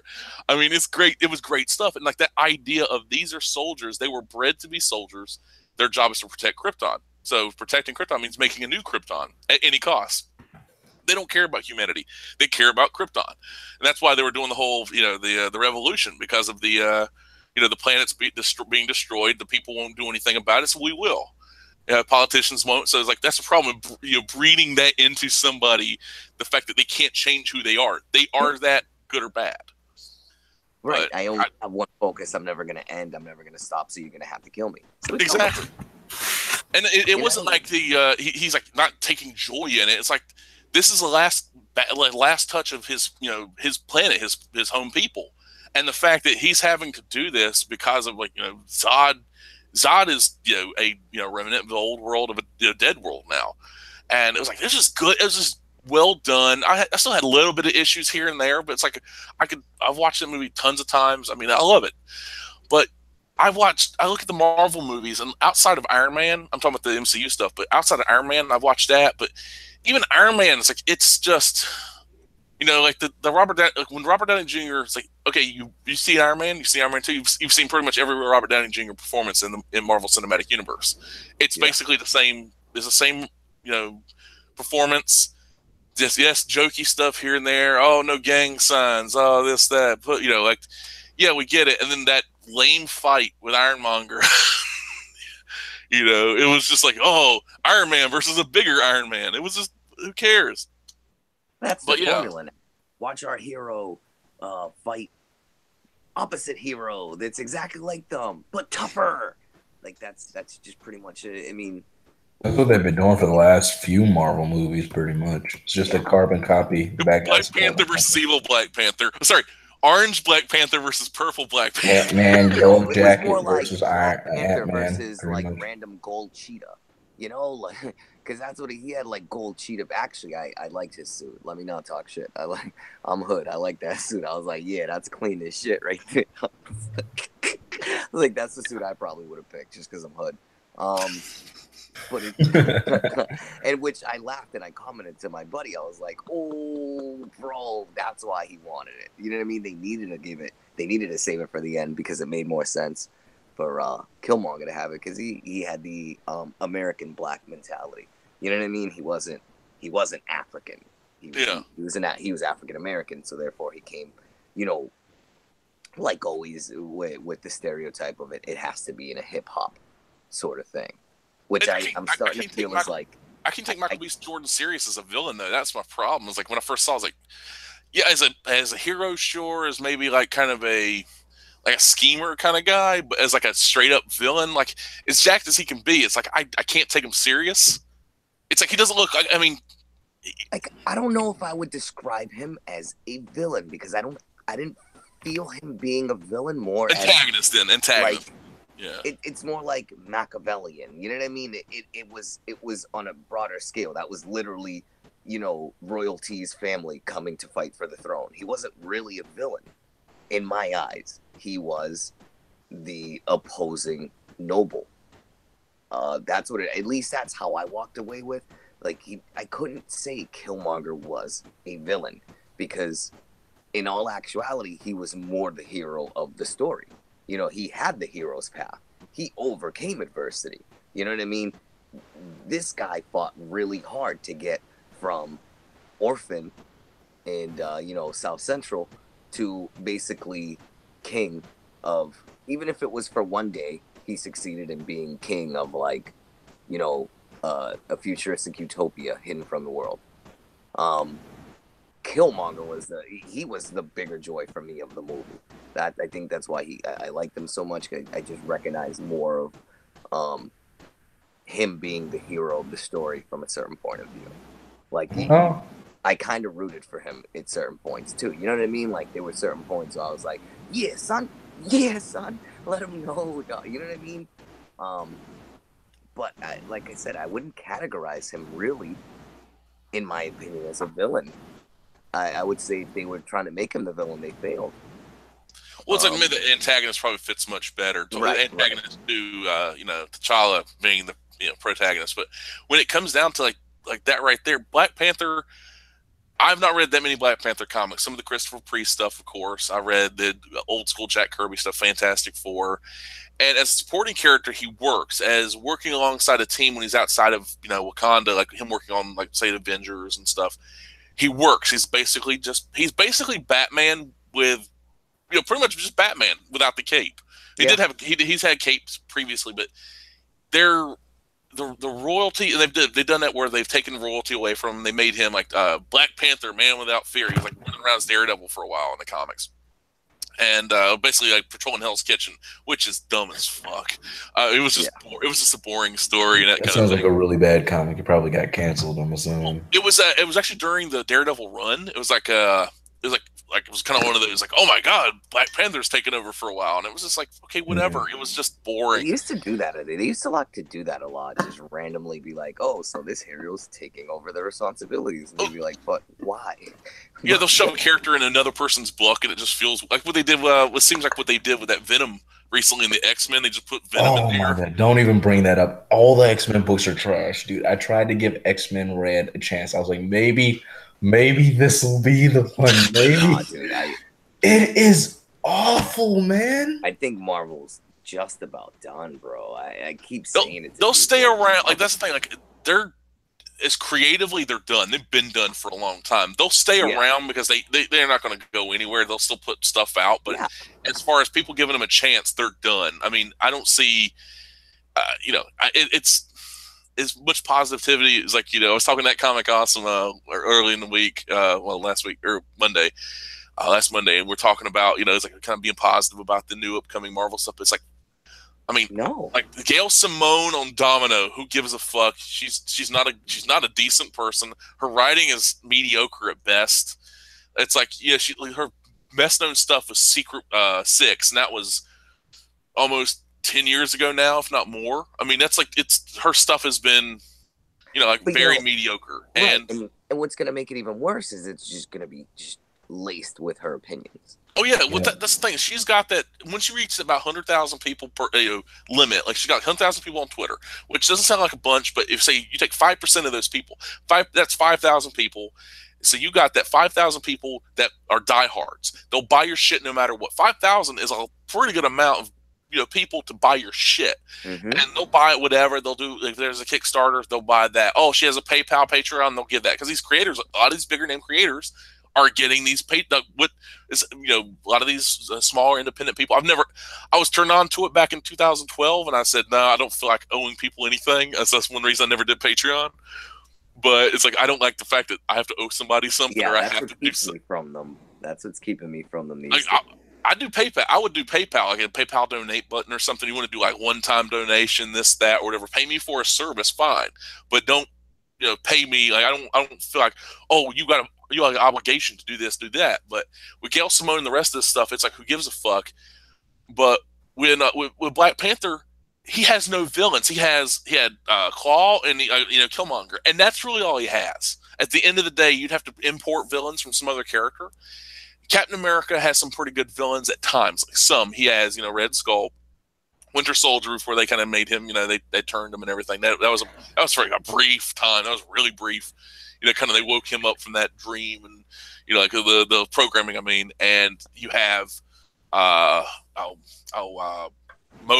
and a bunch of other, these other, like, you'll never see MODOK in the movies. Probably you'll be alluded to, but you'll never see this giant head in a floating chair, which is great. I mean, if I did that, I would do it like practical effects, like make that just a giant practical effect. That would be horrifying. That would be wrong. It would be still wrong. Dude, but it's like that'd be disturbing. But yeah, Black Panther though, it's like you could do one. So they burned through all pretty much his two big villains, his only villains. They burned through them in the first movie. So it's like what are they going to do for the next film, huh? Like so okay, Wakanda gets infiltrated, and a lot of people doing this whole Wakanda is the alt-writer's dream or bullshit like that. It's like, well, not really, because at the end of the film, he's like, here's, we open up Wakanda to the world. We're sharing our technology. It's like, nobody wants to do that. Like, these people want to keep the borders closed and everything. It's like, keep it to ourselves. And it's like, that's all well and good, but it's like, do you really want some of these people having that technology? Like that's some dangerous shit. That's like giving a gun to somebody that's talked about, hey, I want to go kill people for fun. It's like, what? No, you're not getting this gun. I don't know. There might be one of those type of things where that's probably going to be the plot point when they make their next movie of like how that clearly is going to fail and how it does fail. That's probably going to be the sequel or whatever. No, you got that right there, brother. That's it right there. It's going to be about vibranium getting into the wrong hands of a certain amount of countries and this and that. No, you're dead on, bro. I'm dead on. Go ahead. I'm going to stick with you on that prediction. It's just Matt. I don't know. It's kind of funny because I don't know about y'all. A lot of stuff I was talking to someone about Jessica Jones season 2. I don't know if y'all watched that or if y'all seen that. I got Netflix, and I didn't like season 1. I actually don't like that actress, and I don't like the character. I hate the character Jessica Jones. I love Luke Cage, but it's like, okay, how do we validate this character? Oh yeah, let's have her in the first issue hook up with Luke Cage, and she's like, oh yeah, she's bottom of the barrel. She's a drunk. She's like, hooking up with Luke Cage and this and that. It's like Jessica Jones is. That's what makes me think like when people joke around, it's like makes me think Bendis might be a cuck. It's like he's like, I'm a wormy looking white man. I want to be a powerful black man. I mean, honestly, that's what I got from it. It's like this. He has that aspect to him. Like I met him at a convention. He looked like a human grubworm. I shit. Whoa! It was like it looked like somebody said we found Bat Boy from the Weekly World News. And they dug him up, gave him the plastic surgery. It's not even white. He's translucent. Like he looks like creatures from underground. It's like something out of The Descent or whatever. But yeah, it's like he looks like a Morlock from this time machine. Exactly. Fucking H.G. Wells reference. God damn. But yeah, it's like that's the thing. It's like Jessica Jones, because the biggest thing people don't realize, I harp on this. I've done it many times. I'm gonna do it again. So here we go, folks. Strap in. Jessica Jones was supposed to be Jessica Drew, Spider Woman. He wanted to do Jessica Drew as this drunk, broke down. You know, basically she's fucking anything like she can get her hands on. She's drunk. She's a piece of shit. And then Marvel's like, no, you can't do that to Jessica Jones. You can't do that to Jessica Drew, Spider Woman. Make another character. Okay, Jessica Jones, Jim. And that's what she did. That's what he did. And so to import her into the Marvel regular universe, that's why she shows up with all the other, you know, she showed up in that Pulse book and his his Avengers runs and stuff. It's like basically she's a hanger on. It's like, oh, my OC, please don't steal. You know, that kind of shit. She is the epitome of that for Marvel. And it's like she adds nothing. There's no character growth because her thing is being drunk and being, you know, like, oh, now she's a mother. Now she was Luke Cage's baby mama. And it's like, really? That's what you're gonna do? Like, Luke Cage would not be settling down. It's like bitch, I understand it was a one-time thing, but don't get clingy. Oh, I don't know, baby. I think I gotta go now. It's like, I'm gonna go get some cigarettes. Get some cigarettes at the quick stop. I'll be back in a bit, baby. Have y'all seen The Other Guys? That comedy with what's his name, Mark Wahlberg and Will Ferrell. No, I haven't. Okay, so I did, but I was like, you know, drinking it up. So there's a point in that movie I kind of love it because Will Ferrell is like the dorky like desk cop, right? But for whatever reason, like all the women are attracted to him, right? So there's a flashback. Apparently, back in college, he used to be like a pimp named Gator, right? Yeah. So when his wife says he's pregnant, he's like, "Whose baby is that? Gator always wear Jimmy's." Like I just imagine like Luke Cage, like that's what Luke Cage would say. Like what? Oh my god. The most the fucked up thing is, it's like man, how do we make an impact for a first page? Oh yeah, Jessica Jones getting banged in the ass. It's like, what? I don't know, man. Man, it's like I have no idea. Bendis. It's like one of these guys. Like I used to be on the Bendis trains. Oh yeah, like I was fooling myself and deluding myself into thinking this shit was good. And I'm like, what the fuck am I reading? Like outside of Powers, he did a book, and most people don't even realize he did this because like they think of Secret Wars and they think of Secret Wars 2 and Secret, you know, the most recent one they did when they rebooted the whole Marvel, you know, universe shit. Yeah, a book called Secret War. It was a painted comic by Gabriel Del Otto, this Italian artist. In it, Wolverine, Spider-Man, Luke Cage, I forgot who else. Oh, like Nick Fury recruited these guys to go invade Latveria, and shit went sideways. And like Luke Cage ends up in the first issue getting like shot with this like basically teleporting bullet that gets past the skin. So it's like this. It was a bullshit comic. And then like this whole reason Nick Fury disappeared from the Marvel universe for a long time. I'm going underground. And it's like, so for years you didn't see no Nick Fury, and it was a shit comic. It was well painted, but that's it. That's all I had going for it. It's like Luke Cage. It's like they punked out Luke Cage. It's like Luke Cage would not be going to Latveria. Oh, Nick Fury wants him. Like, motherfucker, pay me. I mean, he did go, but it was to get his money back. Exactly. So it's like that hilarious. Right. You won't get that in the comics now. It's like he's like, motherfucker owes me my money. Bitch, where's my money? This dude literally like stole a Fantastic car, flew over there, beat up all the Doom bots, kicked down the door to the man's castle, was like, "Where's my money?" He's like, "You came all the way over here for $50." He said, "It's my $50." And he got his money, and they came back to Fantastic Four, and they were like, "Well, yo, what happened?" It's like, "None of your business. Deuces, I'm out." I was like, "Yo, this is crazy." You know, stuff like that, they're too afraid to touch. They'll never do stuff like that again. You know what I mean? Like that's why they're basically like they punked Blade. But Blade's like the most punk black man in all of Marvel Universe right now. Like, what's so funny is they gave him balls, and like when Wesley Snipes did Blade, at that time, like Blade before Blade the movie, Blade actually got some balls back when he did the he was in Spider-Man animated series show. Yep. When he was in that, like fucking motorcycle riding up the side of a building, like what the fuck? That was good shit. It's like I mean, and he was like that. He had that that aggressive side coming out of him because of the vampire bit. He was not taking the serum, so the vampire side of him was coming out. I was like, that was cool to show that he was struggling with that Right. that two natures. And in the comics at that time, he kind of had that look, the same look he had in that animated series, and then eventually in the Blade movie, they kind of eventually started getting around that. He had the kind of like the flat top do, that kind of thing with like Widow's Peak and stuff, had that little thing going on. But before that, he wore like this aviator, like he's about to jump out of a damn parachute. He's a parachutist or some shit, like green goggles, and had wood teak stakes. Like he just looked kind of lame. He was basically just had like he was not the Blade. It was like one of the worst costume designs. Oh my god, brown jacket. He was British too. So he was basically he was like Idris Elba. He had like the same accent, like the English accent. So it was like, like people say, "Oh, Idris Elba should be playing Blade." Like Idris Elba don't need to be every fucking movie. It's like Idris Elba's this, Idris Elba's that. It's like, you know what? Like there's other actors out there. I mean, there's like other well qualified people. Like I mean, it's like whatever, but it's like you need.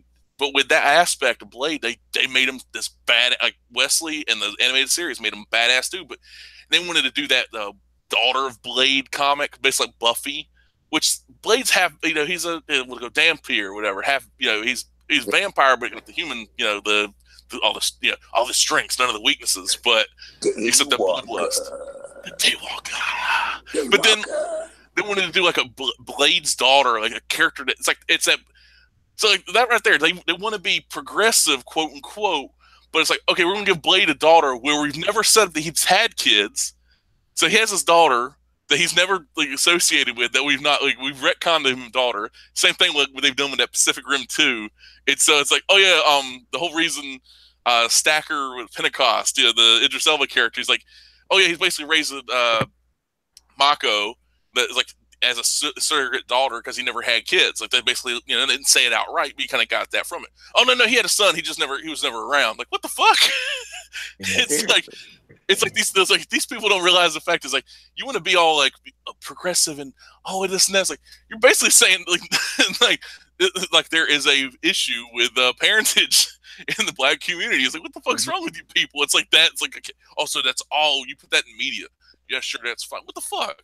But that's why that they're not really going for like real equality and whatnot. Because I mean, why wouldn't you give Blade a series right now? Then, you know what I mean? Like, why isn't an established Black character in his own book right now? You know what I mean? Like, no. Instead, you have him show up as like a delivery guy, or you throw him in here and there to have some funny quip that everyone cringes. Mr. Rogers sweater. Yeah, in a Cosby sweater, because we all cringe because we still hear him talking in Wesley's voice, doing these things. You know what I mean? You expect, oh, here I brought you blood sample. Like, oh no, dude. You know what I mean? Like, you're dragging a great character out. Like you just, oh my gosh, I can't. That's why I say, like with Marvel, it's pretty much done. They're just a propaganda tank. And they are. And the saddest part is that I think y'all heard about the thing with Christopher Priest, like, dude, like stop throwing me on books only by Black characters. Yeah. Here's the thing. Artists, now I know you mentioned, I actually checked out some of these other artists, and the reason why, like you mentioned some of them, they're just not able to keep up the monthly schedule of doing the interiors of a comic. Like some people say, I'm really slow at drawing and I can't keep up with that output. But then I've seen some people that can do that, have really good art. Right. And they say, oh, you don't like the person because they're a minority. I'm like, dude, you know how many minorities comic book artists out here trying to get into Marvel? They've been doing stuff with Dark Horse and all these other smaller places, and they have good art, good work ethic, and they're dope. But y'all still haven't given them a chance. I was like, don't give me that argument, but it's a club. And we know this. Marvel Comics is a club. If you say anything, you're either a Comicsgate hater or whatever. Right. And there are some things, like if you try to look at it at like objectively, as much as I love the 90s comics and the 80s comics, there were some crap comics that came out. There were some bad decisions that the companies made, right? Oh yeah. DC Comics, right? We love DC Comics right now. And I know some people say, well, I always loved the new 52 Superman, and maybe that's the case. But New 52 did some stupid stuff. They made some bad decisions, right? Mm-hmm. But a lot of bad decisions. But sometimes we forget that when they're doing well now. You know what I'm saying? Swamp Thing was great. Swamp Thing was great, and that's about it. That's about all I could say about the New 52 that I enjoyed. I was enjoying Swamp Thing, and I was like, everything else, I did enjoy that Omega Men series too. Omega Men, Swamp Thing, and it's like maybe a few other things, but other than that, yeah, it was a wash. It was like nothing good. And the craziest part is that, like, here's this new start, right? Everything that we're saying, and I had said this before, and it seems like it might be true. CB Cebulski is just damage control. There's not going to be anything new. Yep. Who do we? They say we're going to get a new writer on Spider-Man. We get Nick Spencer. A new writer on Iron Man. We get Dan Slott. You know what I'm saying? You're like, that's not a change. That's not progress. Yeah, that's exact opposite progress. That's called just shuffling around. That's like, basically what it is. Mr. Slott is gonna make Tony like impotent. He's gonna destroy this character. He's gonna make it so he can't bone women. He's gonna make him insecure. He is just gonna like crush him. He's gonna make him go sober. All sorts of, oh, dude, he's just gonna destroy this character. I mean, he's already said it. He already said he wanted to go piss people off with it. And it's like, why are you putting a writer like that on a book? You know, like, what are you doing? Didn't you just learn your lesson? Obviously, no. Yeah. Well, what did I hear? They're putting what's that guy? Ta-Nehisi Coates on Captain America. A guy who said previously, I've read some of his articles from The Atlantic. I was like, I can only get to know this guy. Maybe I'm just like, his Black Panther, read that first issue of Black Panther he did. It's not that memorable. I just remember I don't like it. It's like one of those things, like a lot of stuff. It's like if it's, like you read some stuff. It's like I read some old Wonder Woman books, like the Greg Rucka stuff. I can't tell you details. I just remember I don't like it.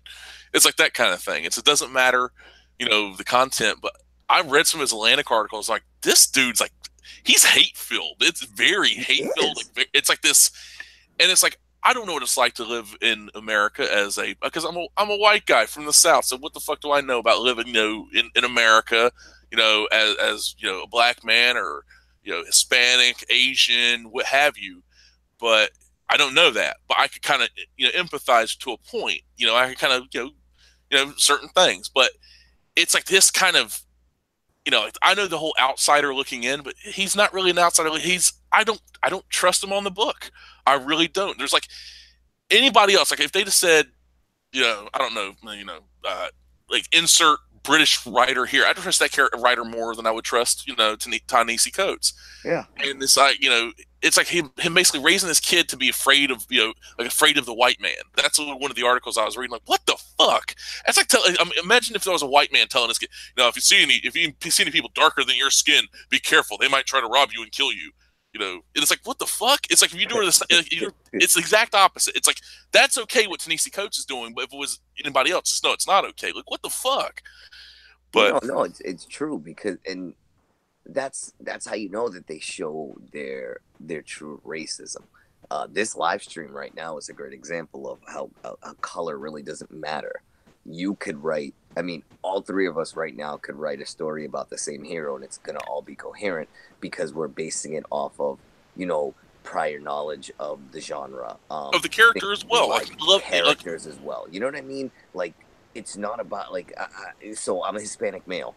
I bet you I could write Carol Danvers better than a woman right now. Oh, fuck you know what I mean? Because I probably got a great idea. Because you're not bringing in a ringer. That's the thing. If you bring somebody that writes young adult, or we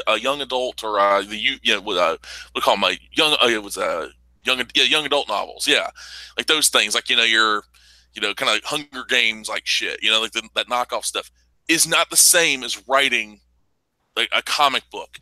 Like no. The idea of Brian Reed's not the best writer, but his Miss Marvel book's really kind of fun. With Louis LaRosa doing the art with the Frank Cho covers and everything. Yeah. And good God, was she stacked? Being like, what the fuck happened? Oh yeah. Oh, that's why I'm so insulted by everything. Like, don't you dare tell me this is the same character. That's insulting. Like, don't do it. It's not. They've rebooted the character 7 times, so it's not the same character. Which makes me keep asking, why are they still going full forward with a Captain Marvel movie? No one wants her. No one wants her. It's certain people. It's the kind of the fill the checkbox. It's like there's certain people. I had on Josh Finney and Kat Rocha earlier in the week, and Kat, like they run their Kat's basically CEO of Zero One Publishing. They put out their Case File Arkham books and everything, and she actually. There's people like, oh, we want to do an article about you, about being a woman. It's like, no. You do an article about me as a person, and what we put out. Don't be putting an article out there about because I'm a woman. No, don't pull this, this sisterly shit. Like, oh, we can give you a grant because of you're a woman. It's like, no, I don't play with that shit because it's like that kind of. It's like she sticks to her guns, and there's a lot of people. It's like, don't hire me because I'm black or I'm black, Hispanic, Asian, gay, woman, whatever. Hire me because of who I am and what I can do. Exactly. And there's a lot of people, they'll take that, they'll sell their soul, they'll sell they'll sell their soul to get in that position. Like, you know what, we don't really care who you are, but you fill a quota, a check, we could check a box that we could check off. And so that's all a lot of these people are. It's like where there's guys, whether it be black or Hispanic, whatever, busting their ass. Like, there's a ton of Asian motherfuckers out there drawing their asses off right now that you never heard their names, but they're doing their best damn jobs. But you don't hear none of the but when they want to, anytime you see tokens pop up, and that's like, it doesn't matter whether they're gay, gay, if they're straight, it's usually like, they're usually non-white. So, a minority. It's like, no, it's like, it doesn't matter. It's like, white's a color, like it or not. So it's like, no, just go, like, say what you want to say. Say it's a non-white person. It's like, okay, whatever. Just call it like it is. And it shouldn't matter who that person is. Like, one of my favorite artists from back in the 40s, like that kind of golden age art, Matt Baker. He did the Phantom Lady books. And like, just type in like Matt Baker, Mattbaker, Phantom Lady, very voluptuous, Betty Page look to her. He was a black dude. He was drawing comics back in the day. There was a lot of black artists back in the 40s and 50s and stuff. Because guess what? It didn't matter as long as you did your job. That's all it cared. That's all people could care about. And I mean bro, I'm just Googling it right now. You see what I'm saying, right? Yeah. And it's like they're also just not using their thinking caps, bro. Like you own a comic book universe. You know that there's nothing stopping you from making a separate otherverse and having a whole bunch of cool young YA adventures with Squirrel Girl and Kamala and. Dude, I could market all of these shitty characters and make a lot of money. You know what I mean? Yeah. There's a way to do this. Like, okay, if you want to target that audience, make a separate universe so that you don't fuck with the canon. You could have your Squirrel Girl, you could have Fat Squirrel Girl beating up everybody so that so that those girls feel good. Just don't make it part of the universe. That's what pisses me off. And here's the thing, like DC is doing that, right? So all right, so I wanted to kind of just address one thing. I know that supposedly Kelly Sue DeConnick, who people aren't fans of or whatever, is writing a Wonder Woman book, right? But then you also have Greg Rucka also writing a Wonder Woman book on the Black Label, right? Have y'all heard of the lineup? Have y'all read the lineup? I've read the lineup, and I'm actually looking forward to the Frank Miller, John Romita Jr. I'm a sucker for undiluted Frank Miller. When Frank Miller is left by himself, because when they had Israello come in and help write some of it. No, I want Frank Miller to be batshit insane. Frank Miller, not none of this. Well, let's tone it down. Fuck that tone down stuff. I want his Superman like punching through planets, grabbing at commies and throwing them into fires and stuff. That kind of thing. And it's funny because I know some people were just flipping their lips like, oh my god, they're going full SJW because they have Kelly Sue DeConnick, and I was like, bro. Like, you ignored like 8 creators just to focus on this one person. All right. I was like, they and I think DC kind of knew this. That's why they gave us 2 separate Wonder Woman books with the Black Label. They're like, people aren't going to be crazy about Kelly Sue DeConnick on this book. So you know what we're going to do? We're going to have Greg Rucka, who people wanted back, and we're going to put her on Wonder Woman. So you get 2 of them. If you don't want one, you can get the other. That was a smart move. Well, guy in the comments, John Matrix, going after Bennett. DC is coming out with a young adult graphic novel line that's pretty SJW. Yeah, that's the one where it's the Super Sons going up against global warming, which is like the stupidest fucking thing.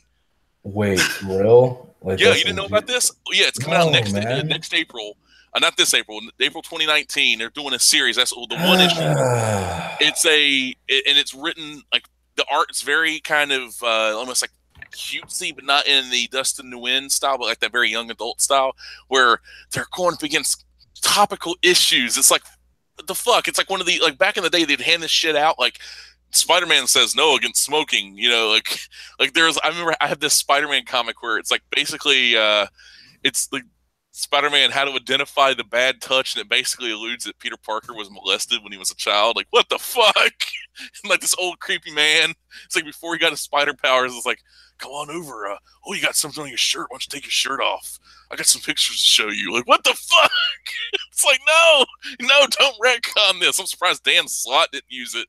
You know, the kind of like retcon his own molestation of Spider-Man. But yeah, it's like really disturbing stuff. Like, but DC for the most part, they, like with Sean Gordon Murphy on, you know, White Knight, with the Young Animal line.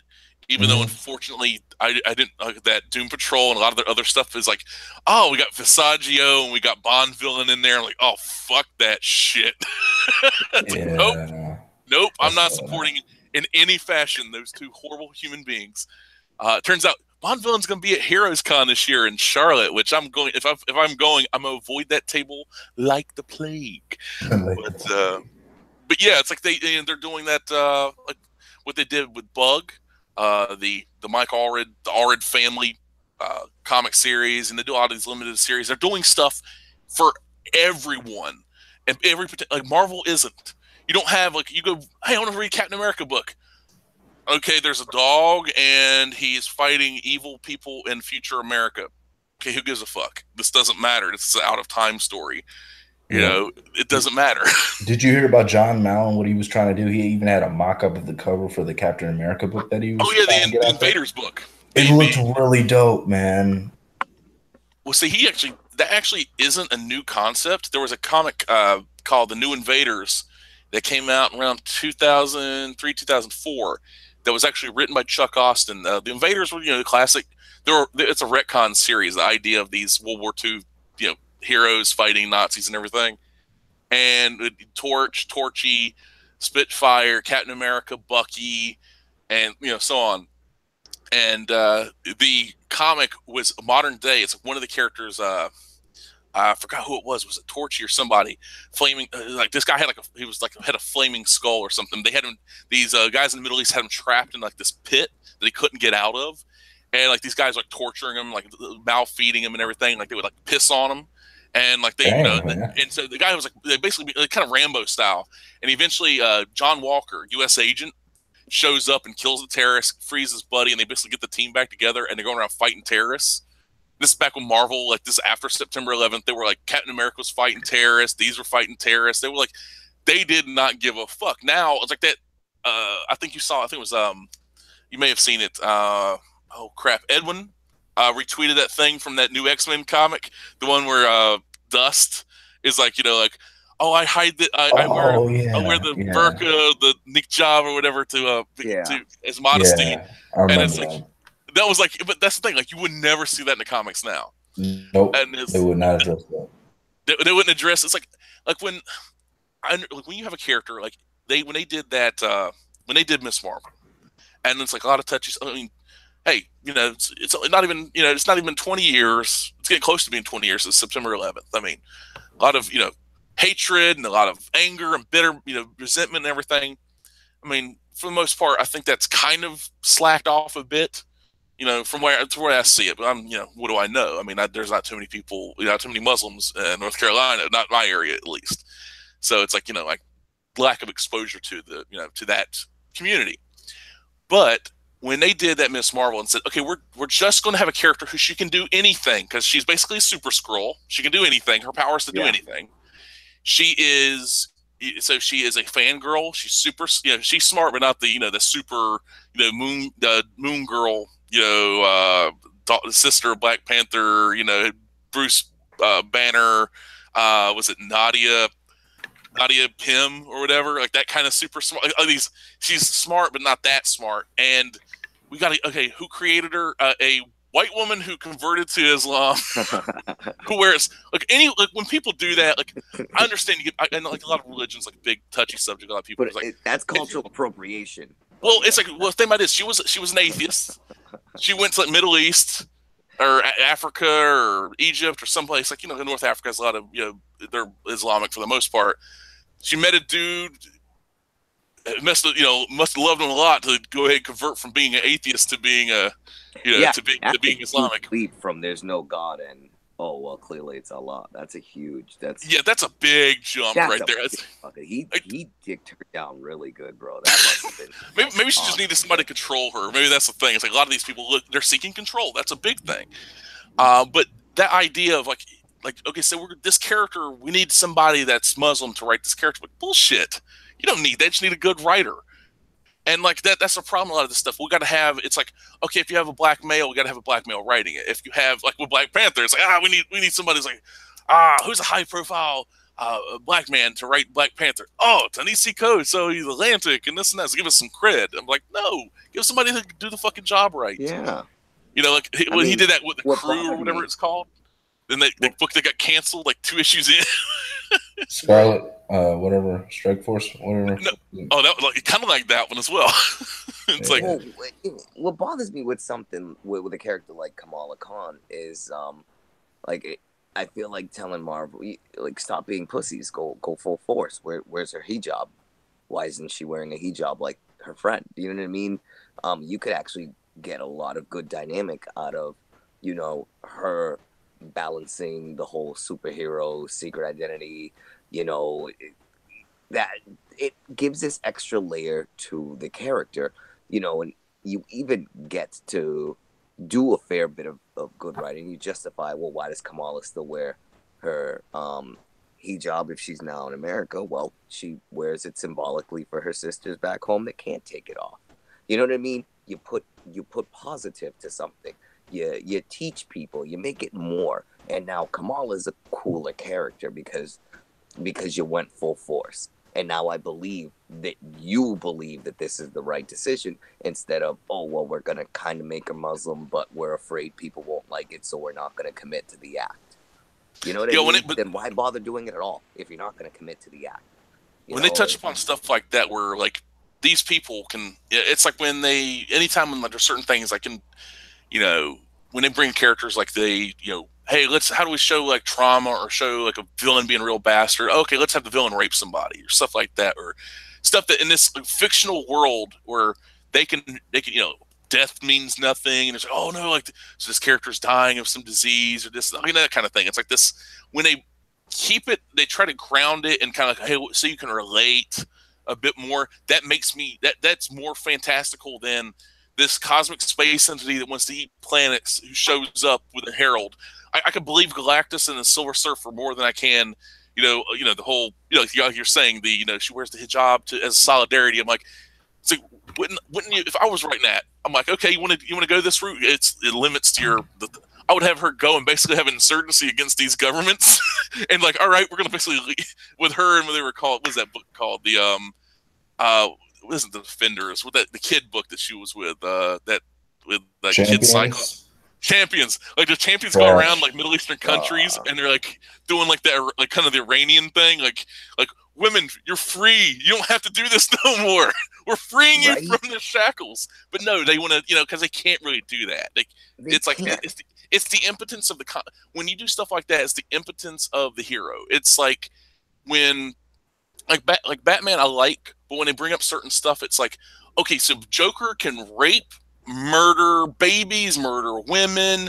So you're telling me, like, with that's the biggest thing about like being a Elseworld story, like White Knight. So you're telling me, so Batman goes hog wild, so we're gonna let the Joker go because he's gotten smart now and he's got a lawyer. That's some GCPD officer who's got his pension. Maybe his wife has left him. He's got nothing to lose. Doesn't walk up behind Joker and blow his brains out. Like that right there is nobody's ever done that. That's like the stupidest thing. Like, so you're gonna let the GCPD, the same people who firebomb buildings to get Batman, who have been corrupt. You're trying to tell me that one of these corrupt cops who takes money and bribes, and he's probably a drug addict too. He's probably got hurt on the job by Mr. Freeze or something. So he's got nerve damage from like being frozen by Mr. Freeze.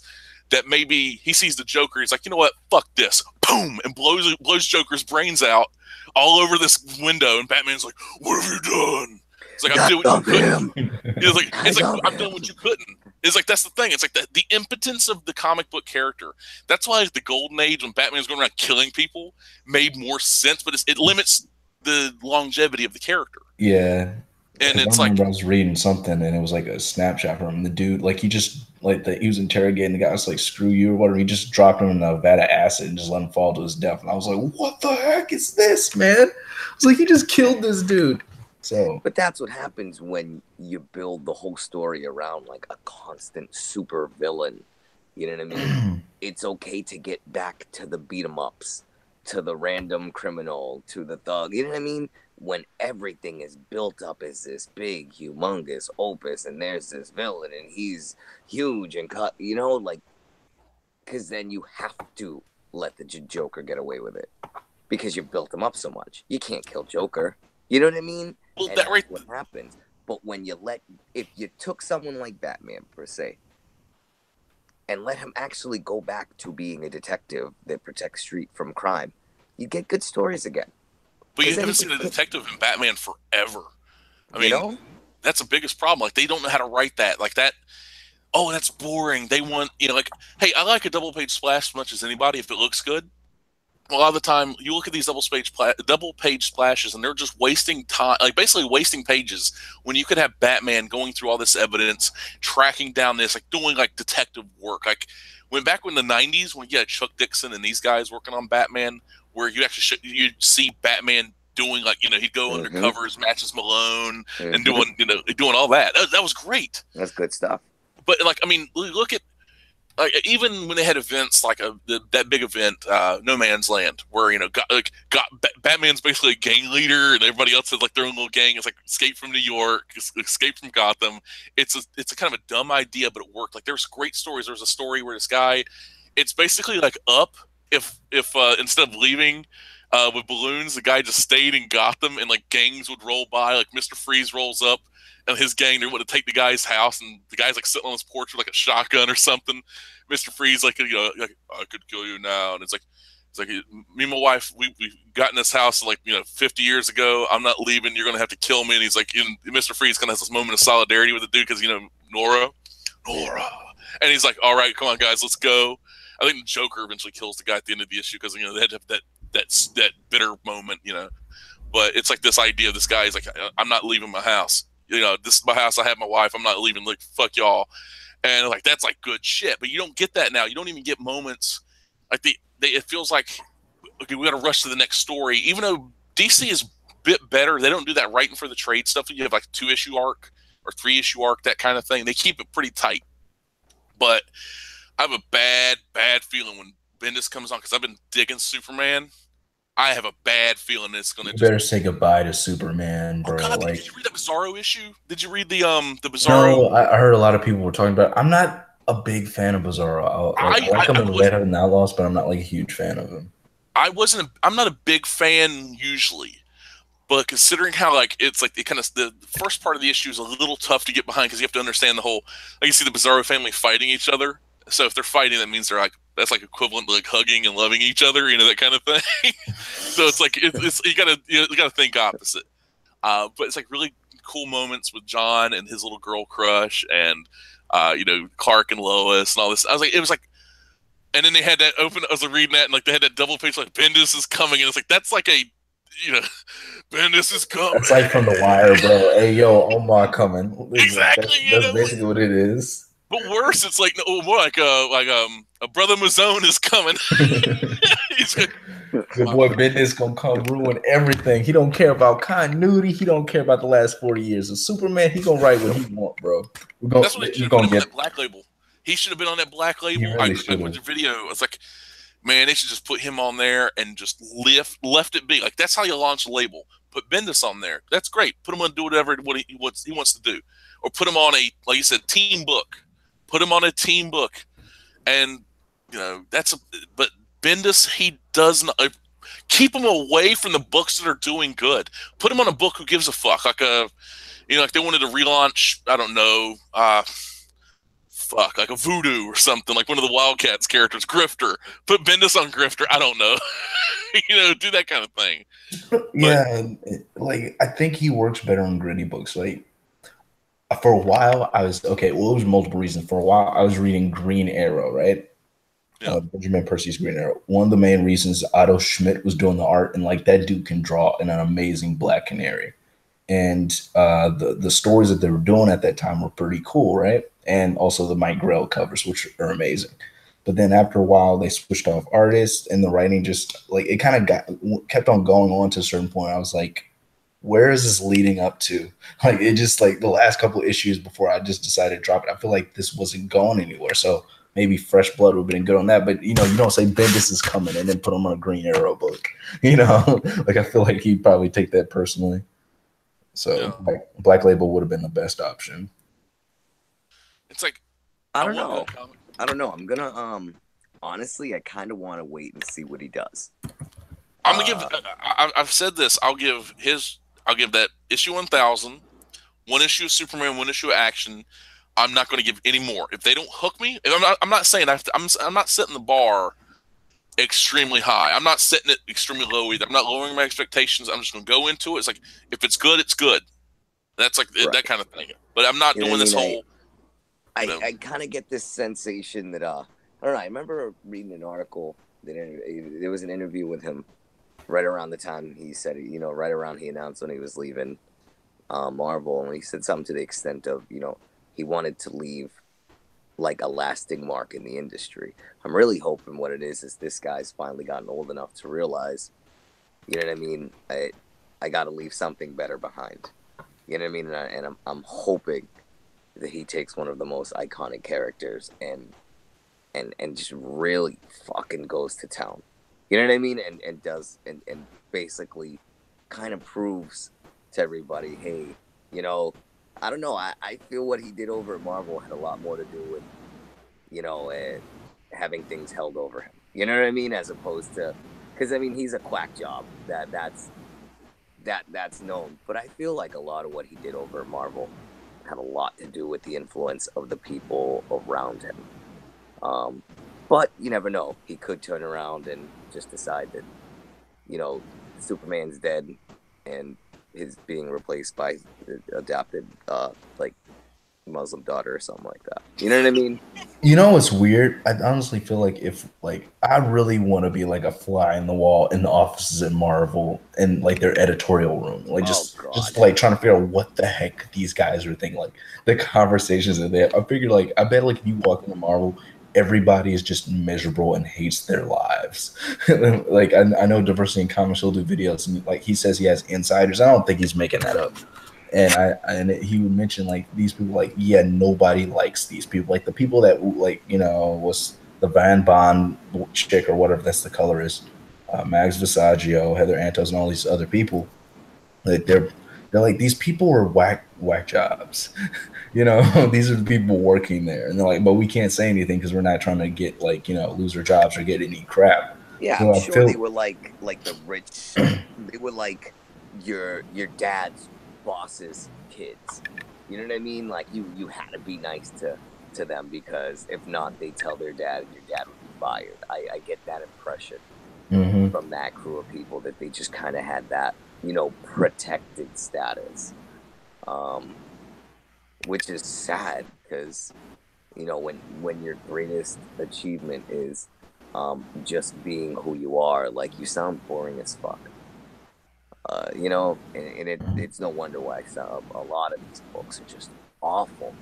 Well, there's no passion to it either. I mean, you're looking at these people, like, they get into comics, like in the comics editing business, like that kind of thing. Like back in the day, you'd have people come in.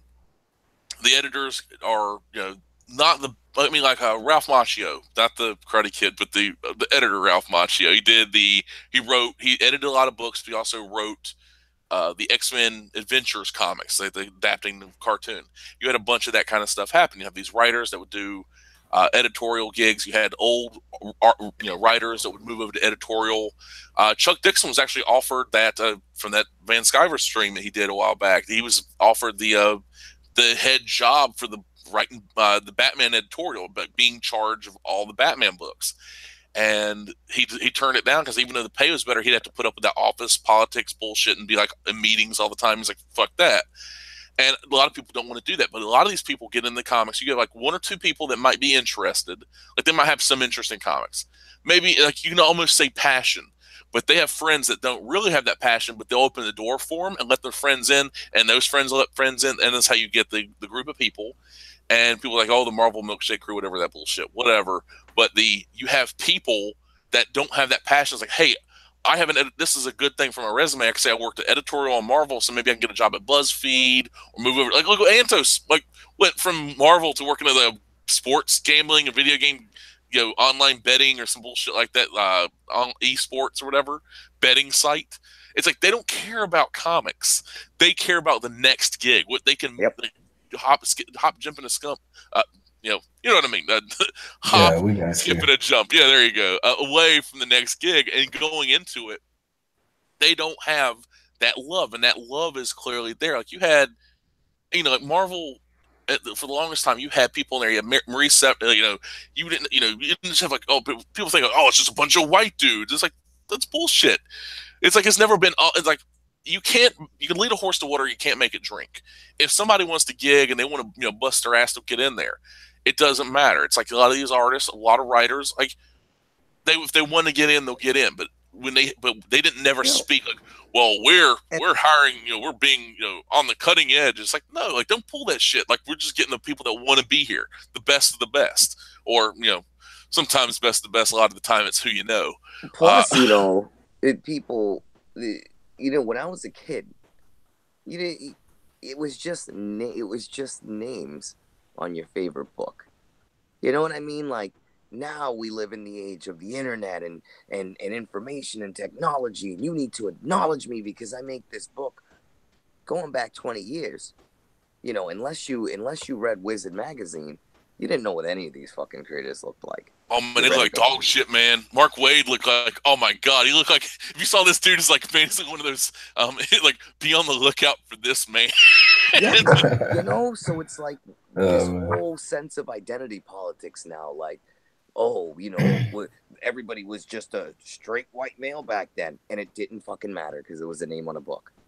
You know what I mean? And it didn't fucking matter that you only cared about the names you recognized that always appeared on your favorite books. That's how it was back then. You know what I mean? Yeah. It wasn't an issue of, oh, this is edited by a woman with this life experience that's gone through this, which is getting on my nerves lately. This whole special treatment of, oh, you need to acknowledge my experience up until now. No, the fuck I don't. And I'm not going to unless I'm getting to know you. Like, fuck off. What can you do? What can you do? What are you valuable for? Because that's how we judge one another. And everybody's so goddamn like, no, you need to validate my journey up until this point. Get out of here. Get out of here, kid.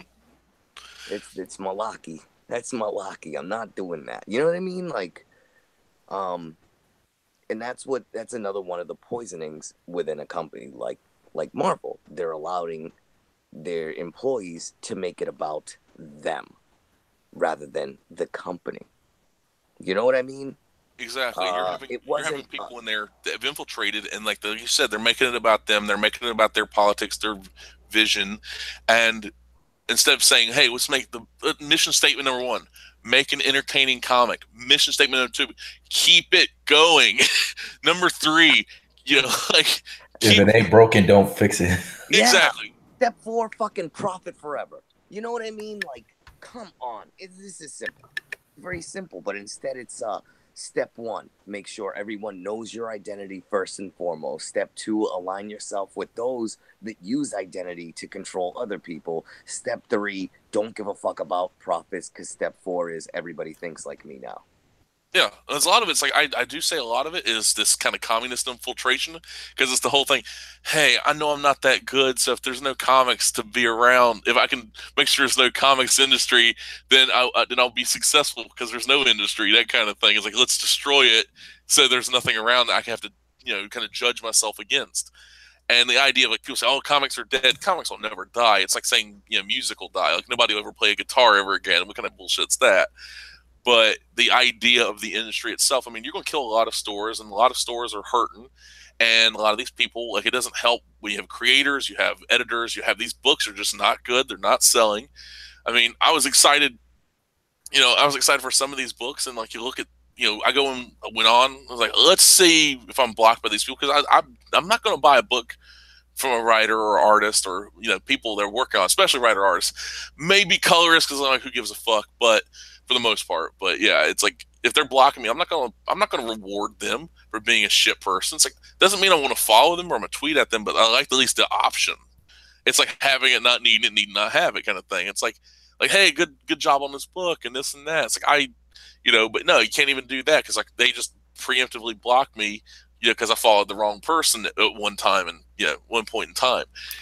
But with Marvel, DC is on track. DC is doing the right thing. Alterna, they're more they're can't really compare DC to Alterna, but Alterna is just it's led by a cool dude. He's got good people working for him. May not always agree with everybody that works has books throughout coming out through Alterna because there's like there's certain things like there's some people that tweet out some things like I'm probably not gonna follow that person, but I support what they do. Yeah. But when it comes to Marvel, it's like like the head of the cartoons in the '90s. I grew up and I read X-Men. I read, I fell in love with the back catalog and like my Captain Marvel was Monica, and they want to talk about they push Carol so hard, but they won't push Monica. Why? Because they know and they can't market a strong black woman in China. That's the main reason. They can market white women throughout Asia and throughout the rest of Europe and the rest of the world, but it's hard to market a black woman because if they want to spend $200 million, they don't want to admit that. They won't say it aloud. They know it, but they know that's why. Have you ever seen those Chinese posters for Star Wars? Like either they emit Finn from it or they shrink him down so nobody will notice. It's like because China, believe it or not, has an issue with black men. They're you call it racist, you would call it bigoted, either way, but China has a problem. It's an inferiority complex. Yeah, but which let's be honest and say, culturally, they're allowed to have it. Like, I don't know, I kind of hate when people kind of do that. Well, why aren't people in China acting like us in America? Well, because they're Chinese. And they do things differently. You know what I mean? And they have a whole different culture. And as long as they're not like waging war against the world to force it down our throats, I'd say let them go ahead and think what they want. You know what I mean? I know the Chinese don't have a very high opinion of Hispanics either. I don't know. I know I'm not. Why low? So they don't give a shit about me either. So. Yeah, I'm not gonna lose sleep over them. Not liking my culture as a whole. Like that's cool. Well, it's like at least you don't shit at least we don't shit in the streets here. I mean, yeah, no, seriously. Like it's like, oh god, like there was like a reclamated oil for cooking. I forgot what they use, but I was listening to this guy. He's like, he went to China and he's talking about he went to China and he got so sick. He was like he had such bad cramps, like he fell off the toilet. And he was on the floor, and his friend like came in like hours later. Like he was like checking on him. He hadn't heard from him. Was answering the phone. He was so bad, like he was on the floor, like puking and shitting all over himself because it's some like this oil. He was in China, like eating Chinese food. It's like, oh, I'll go around. It's like this isn't like a hot dog cart on like a New York City street where relatively you'll be okay for the most part. But this is like some like hardcore Chinese shit. Yeah, it fucked him up. But yeah, but that's the thing. Is like a lot of these people, like when it comes to these characters, like when you have like they'll give Lockjaw a book, but not an X-51. I'm kind of glad they don't give X-51 to Machine Man because that right there they'd probably just ruin that. Yeah. I mean, but with Cebulski, like you said earlier, he's just damage control. Eventually, chump, man. He's a chump. I have no faith. I have no faith in him. He ain't doing nothing. Like I found a GIF of a pagoda on fire because of the whole Yoshida Shogunate. It's a burning pagoda.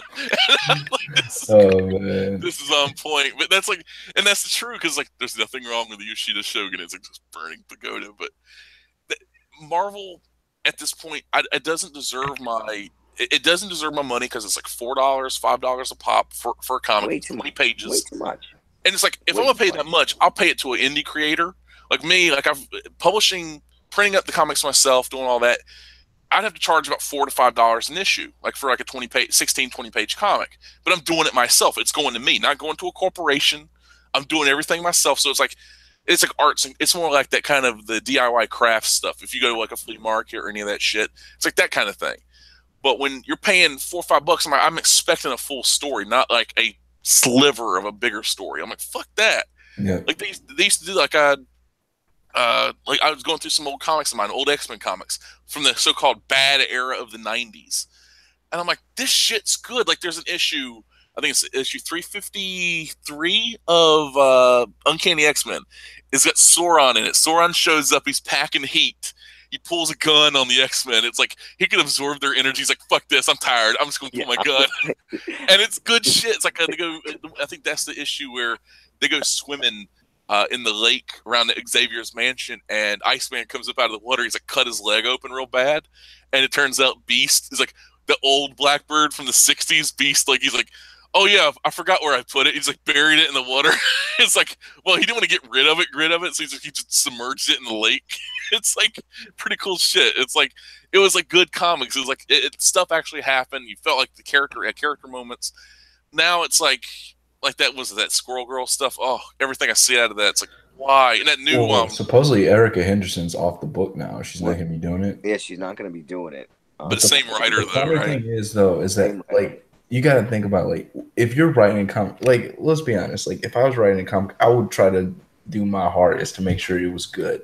I mean, you don't want to have that person have that legacy. Oh, Christopher Priest wrote this and this. Jim Lee was involved with all this other stuff. Even Rob Liefeld, even though he's like the butt of the jokes because the guy can't draw feet and he's got the horrible proportion Captain America with the shield where he's got like giant man boobs or whatever. You know, but exactly. But he's got a legacy. One of my favorites. But he's got a legacy of something. What do you have? I drew Squirrel Girl. Somebody else. Oh, I wrote for Captain Marvel. Oh, like the one from the 70s? No, the Carol Danvers Miss Marvel. They got rebooted like 7 times in 4 years. That no one wanted. Exactly. The corporation said we need this book because we're got a movie coming out. We need the profile. It's like, but they don't give a shit about like when people came in with that legacy. It's like, oh, I can't wait to legacy. Like, the fuck, this ain't Captain America. What the fuck's going on here? That kind of thing. Marvel is full of liars. DC, not so much to an extent. Like they don't pull that bullshit lies and everything. Like they're not the most up and up, but what can you do? It's like they're a little bit better. But when it comes down to it, at the end of the day, you got to support. Buy local, support independent creators. I don't do the whole Patreon thing anymore. I stopped doing Patreon. I'll do it anything like a PayPal donation or buy something directly. If somebody's on a Kickstarter, if it really interests me, at very least I'll like retweet stuff. Try to help out. If I'm not gonna, it's like it's not my thing. It's like some Kickstarters, like if you're gonna kickstart something, either make it a one shot, don't make it a issue 1 of 3. Like I saw one, somebody retweeted, it came up my timeline. I felt so bad for the person. I'm like, first off, dude, you might get some people to kickstart your first issue, but what about your second and third? Like, it's like, the diminishing returns. At that point, do it as one big story. Don't do it as like, that isn't the best way to do it. Or kickstart all 3 issues. Hey, this Kickstarter is going to help get issues 1, 2, and 3 made, not just issue 1. That's a better idea. That's a way better idea because, like, sometimes so there's this book called Patriotica, I think is what it's called. I heard about that. Yeah, Mem Headroom did something, and it looks cool, but I'm like, Mem Headroom did a review on it, so that had to be like last year. Like, so I'm assuming the book came out in October. Now they're working on issue 2, and I said, you know what, I would do that, but I don't want to, wait like another like year before issue 3 comes out and it's not a complete story. I feel like that's a waste of my time, so I'd rather wait until it's done. I'm like, hey, if it's done and if it looks like it's good, I know they have this thing with Comic Central where a lot of artists like Rodrigo puts his stuff on along with Comixology. I'll just grab the trade on Comic Central and just be done with it.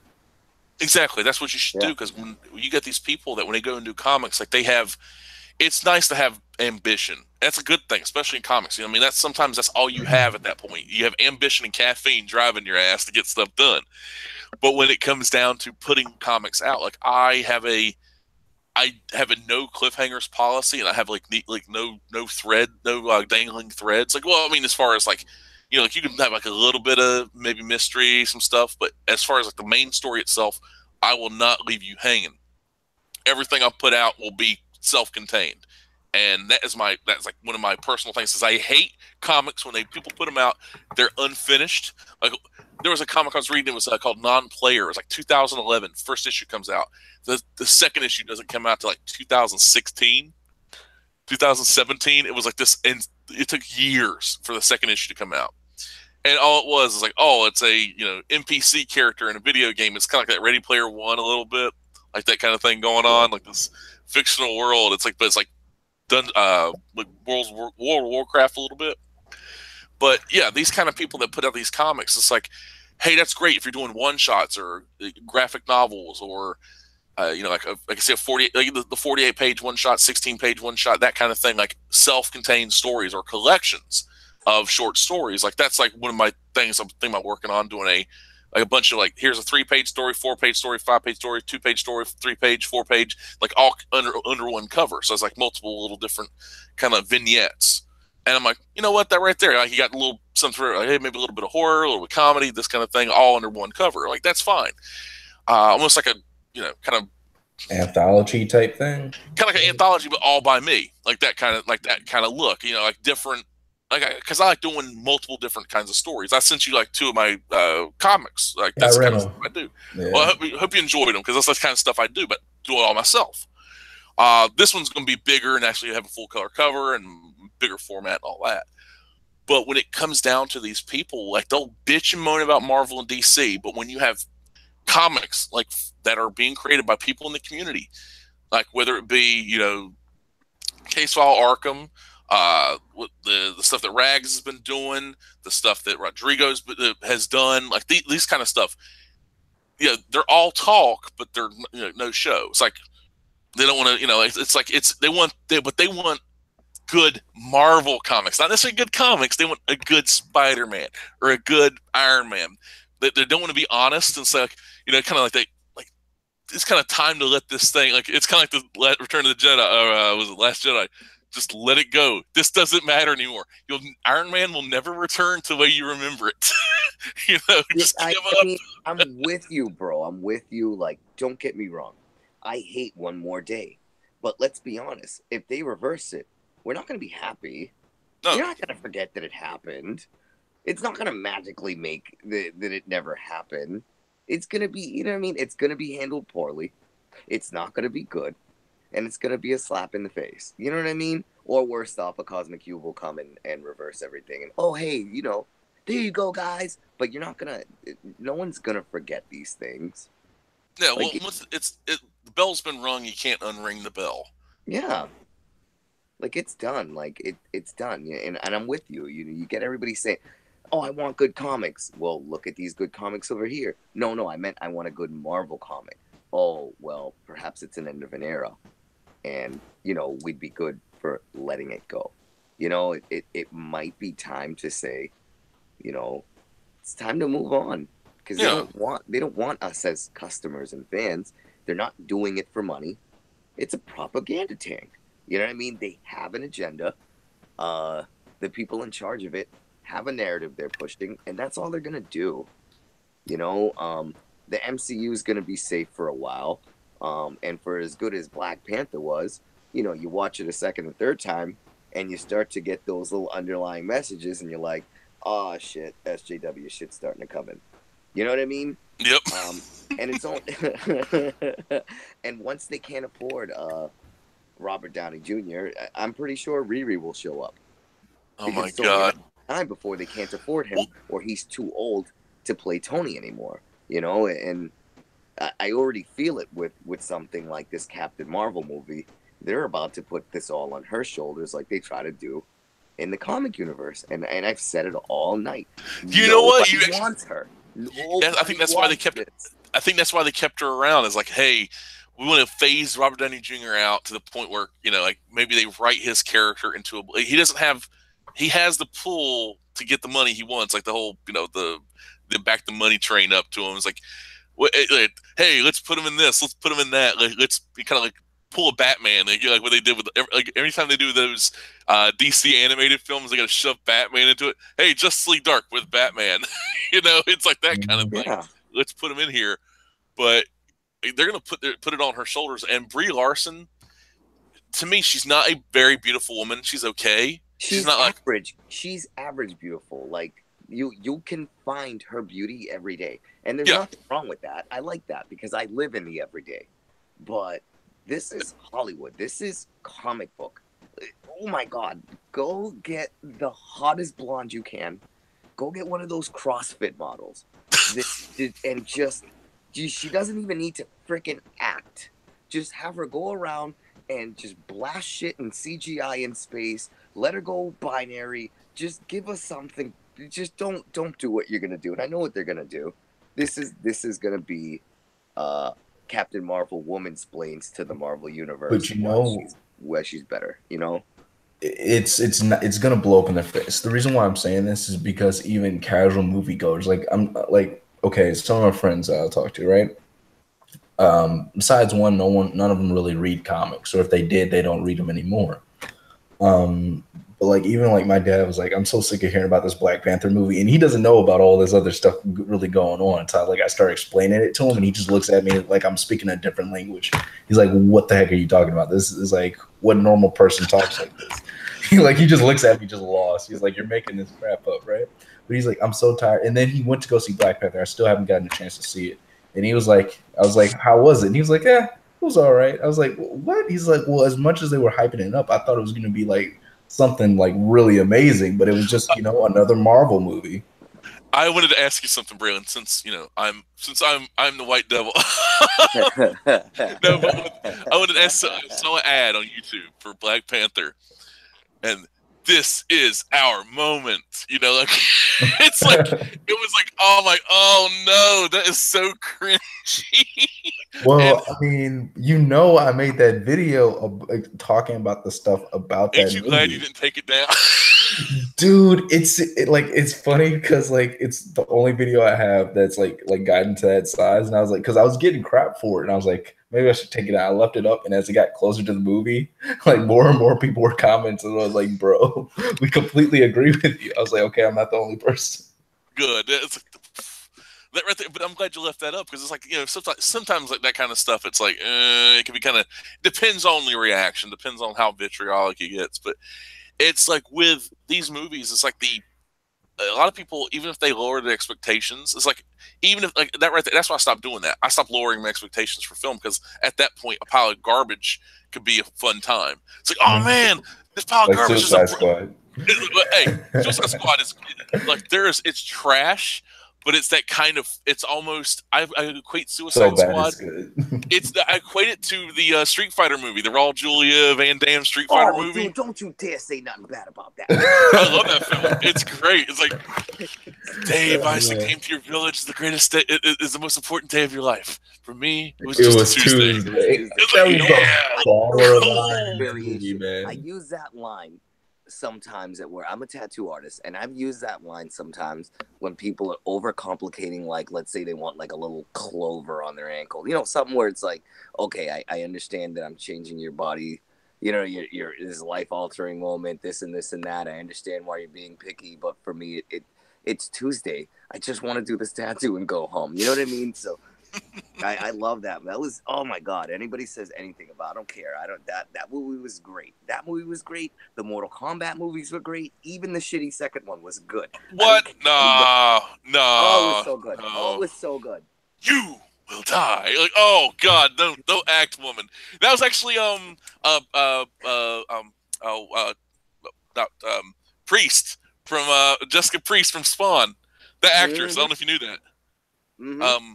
Melinda Clark is the actress's name, but the remember Priest from Spawn? The one that was like the female chapel, basically. Yeah.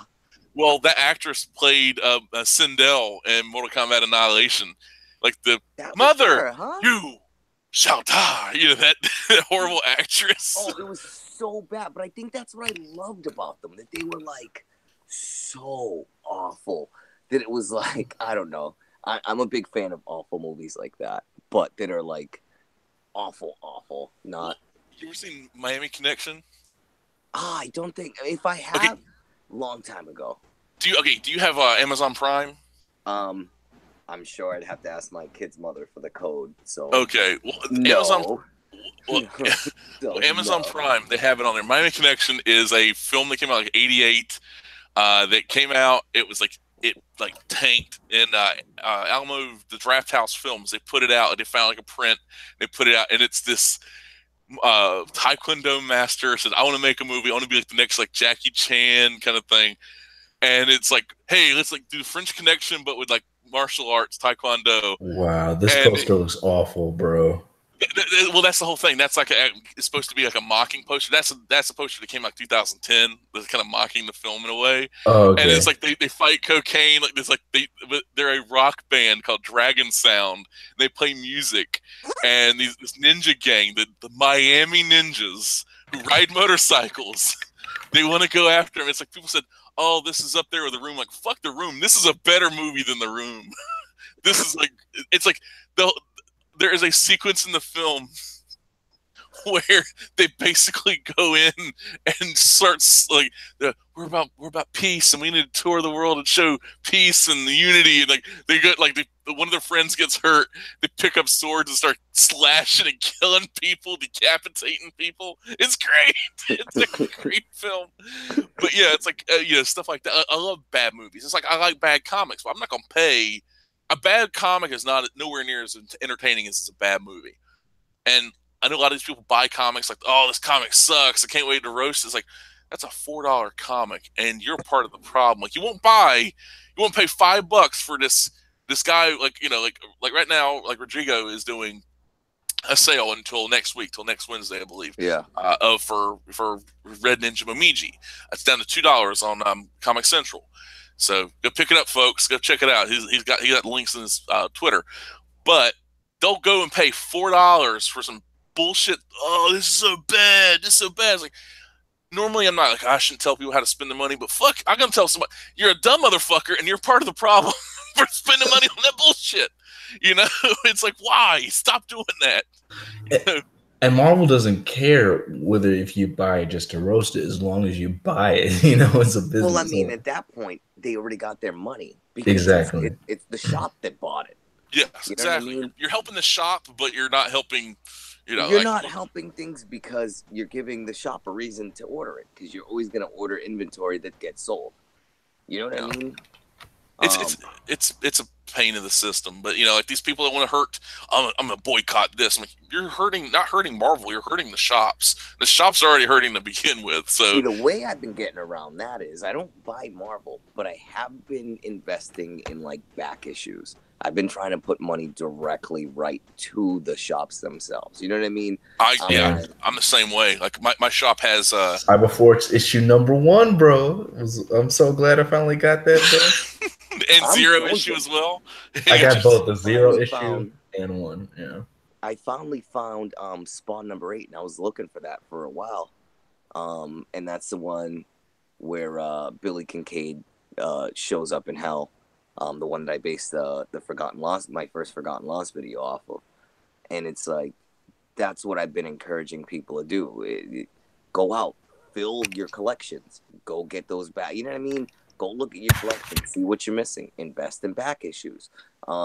Or something else I've been doing. I've been trying every time I go, because I got a little bit of an extra hobby expense fund. You know what I mean?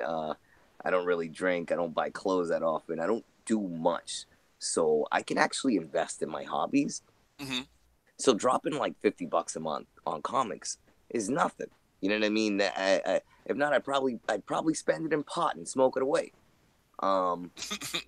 Just to be honest. Yeah. So it's like what I've been doing lately is I just go and I try and find stuff that has fun covers. I'll give it a chance. If I don't like it, I just bring it to the library and donate it. You know what I mean? That's cool. And just keep it moving. That's what's up. I used to do the same thing for well, except for the library thing. I knew some people that, hey man, I got some comics. You want? And like I'll put some comics aside for you. And I had like those the flat rate boxes that the U.S. Postal Service would do, like $15, and as long as if it fits, it ships. Like you stack it full. It doesn't matter how much it weighs. So it's stacking full like trades and floppies and stuff like that. I'm like, I read it once. It's like it was okay, but somebody else might know. Either they may enjoy it, or there's somebody else that will. Like the much more urban, less rural area and everything. And so I'd ship it out, and so I stopped doing that because it's like first off, it's like $15 a pop, and then like to the point where like I don't want to read that many comics anymore. It's okay. I get these big old boxes. I'll sell like 3 of them at one time, and it was like these giant boxes of comics coming in. It's like a lot of it was like kind of shit comics or average, and that's a problem. A lot of these books is like they're average. It's like I can't remember the last time I was like, oh my God, that is the greatest, that kind of thing. Like actually like yelling at the comic. That's happened in the past. Not really recently. That's unfortunate though. But, like what King has said, I mean, a lot of these people, No, Larry, I'm just saying White Knight gave me some of them. I know. I'm the odd man out. Especially that last page, bro. Oh, so good. Oh, that last page. I was like, bro. I'm about to go read it again tonight. Oh my God. And then so like that and Mr. Miracle have been like the 2 books. Marvel 2, the first 2 issues were really good. Like I was reading those first 2 issues and I was just like, dang, dude, this is like emotional. like, like really hitting you in the feels. Issue 3 was like a filler issue. It was pretty like bland. Bernard Chang, I think that's who it is, wasn't doing the art. So it was kind of like just a filler issue. But Mr. Miracle is one of those comics where I can honestly see that being like a modern classic when it wraps up because, geez, it's just like it's unapologetically like it feels like if they made a TV show off of like a smaller superhero comic, but like it was a really well-made mini series that ended up winning awards. Like that's how Mr. Miracle feels.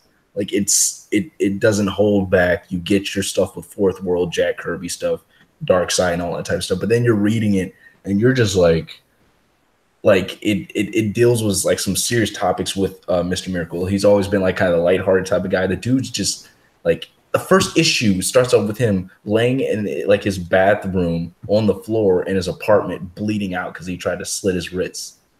Like I was like, what the heck? And then you find out later that he may or may not be hallucinating and he might be losing his mind. So it's like, dang, bro. Well, if you know his origins, I mean, his origins are nightmarish. Like, okay, Apocalypse and New Genesis are at war to the point of literally planets colliding almost. That's like this horrific war. And to stop it, Darkseid gives over his son, Orion, and, Highfather gives over his son, scot-free. And scot-free is like, okay, what we're gonna do your son? We're gonna brainwash him and turn him into one of our like warriors. We're gonna fuck with his head, put him in a cube that keeps shrinking and shrinking. The more he struggles, the smaller it gets, and like basically breaking his body, breaking his mind. And this guy's like, clearly he is traumatized, and that's the whole thing that keeps us lighthearted. It's like it's the gallows humor. It's keeping it positivity, even though deep down he's all fucked up. And it's like I don't mind that aspect of looking into the character. The only reason I haven't been reading Mr. Miracle is because my shop, when they get issues in, they just like fly off the shelves, and they had a lot of back. Like, oh, I'm just wait till the collection comes out because I think that'd be a much better read. Like this one, like sit down and read it all at once because it would kill me to read monthly. Because it's like one of those books. I'm pretty sure it's not going to be canceled mid-run, I couldn't even get it. I assumed I had the director's cut edition because I missed out on getting issue 1, and I went to the shop thinking I was going to pick it up, and it's like $7 for the director's cut, right? Yeah. So I was like, dang it. So I roll up in there. I was like, let me pay this. And he's like, oh no, we didn't order it for you. I was like, what? He says, well, you have to order specifically for the director's cut or whatever, because it's not the current run of the book. It's like a special issue. I was like, dude, like, are you serious? And then he's like, well, let me see if I can put an order for you. And then he came back like 5 seconds later. He's like, oh yeah, we can't put any orders in. They're already sold out. I was like, bro, like, are you serious? cutting you off with the legs, man. This is like the sad Pepe meme, bro. Feels bad, man. Feels bad. Feels bad. But it's like, I mean, I think since it's getting kind of late here for both of you, so I know you probably got to go. So I can probably keep talking. Yeah, I just looked at the time, huh? Yeah, it's like, but that's the thing. It's like, I mean, that's what happens here. We have a good time, and time flies when you're having fun. Well, I haven't had a good conversation like this with some fellow nerds in a while. Kid, look at that. Yeah, we got to have you on again soon, man. It's like it's been fun. Another. It's like both of you, me and Braylon chatting. That's an old hat at this point. I like it though. I was like, Braylon's a cool dude, so now I got Mistah Mahvel coming on. Mistah Mahvel. But yeah, it's great, man. It's like I'm glad you hopefully had fun, and I'm pretty sure. No, I did. I'm trying to. It's tough because I am definitely the loner. I live in my own world, and I always have. So it's tough for me to branch out and like. I'm kind of the same way, dude. It's like being out here in the middle of the country. It's like where people's like, somebody said, "Are you worried about being doxxed?" And it's like, if somebody doxes me and comes after me, thankfully I exercise my Second Amendment rights. I was walking around the house one day with my shoulder holster on, and not realize, like, I went outside. It's open carry. North Carolina's open carry state. And I walked outside to check on the mailbox, and neighbor came home and her husband, he carries a pistol too. And she's like, oh, hey, Larry. I'm like, hey, how you doing? It's like, oh, fuck, I forgot. I had my pistol on me. It was just, I was just walking around because I just like whatever, it's like I'm doing patrols around my own house. Right. But it's like, hey, better to have it, not need it, than need it, not have it. Exactly. Just like a condom, huh? Well, that's the thing. It's like, no Jessica Jones baby. It's like, man, I wrap that shit up. You lie. The Jimmy hat was on, Jessica. Jimmy hat was on. Oh my god. Oh my god. What a way to end it. All right, so that's it for tonight, folks. We'll catch you tomorrow night when do my little the super show with oh man, who am I going to try to have tonight? Well, definitely Danger Reporter is going to be on. He's already said yes. So maybe get some other folks if they're free. And we'll be chatting with you tomorrow. So thanks again to MegaGearsX, Braylon, and Mistah Mahvel for coming on this evening. Gotcha. All right, guys. Catch you on the next. See y'all later. Bye. Have a good night, gentlemen. Thanks for having me.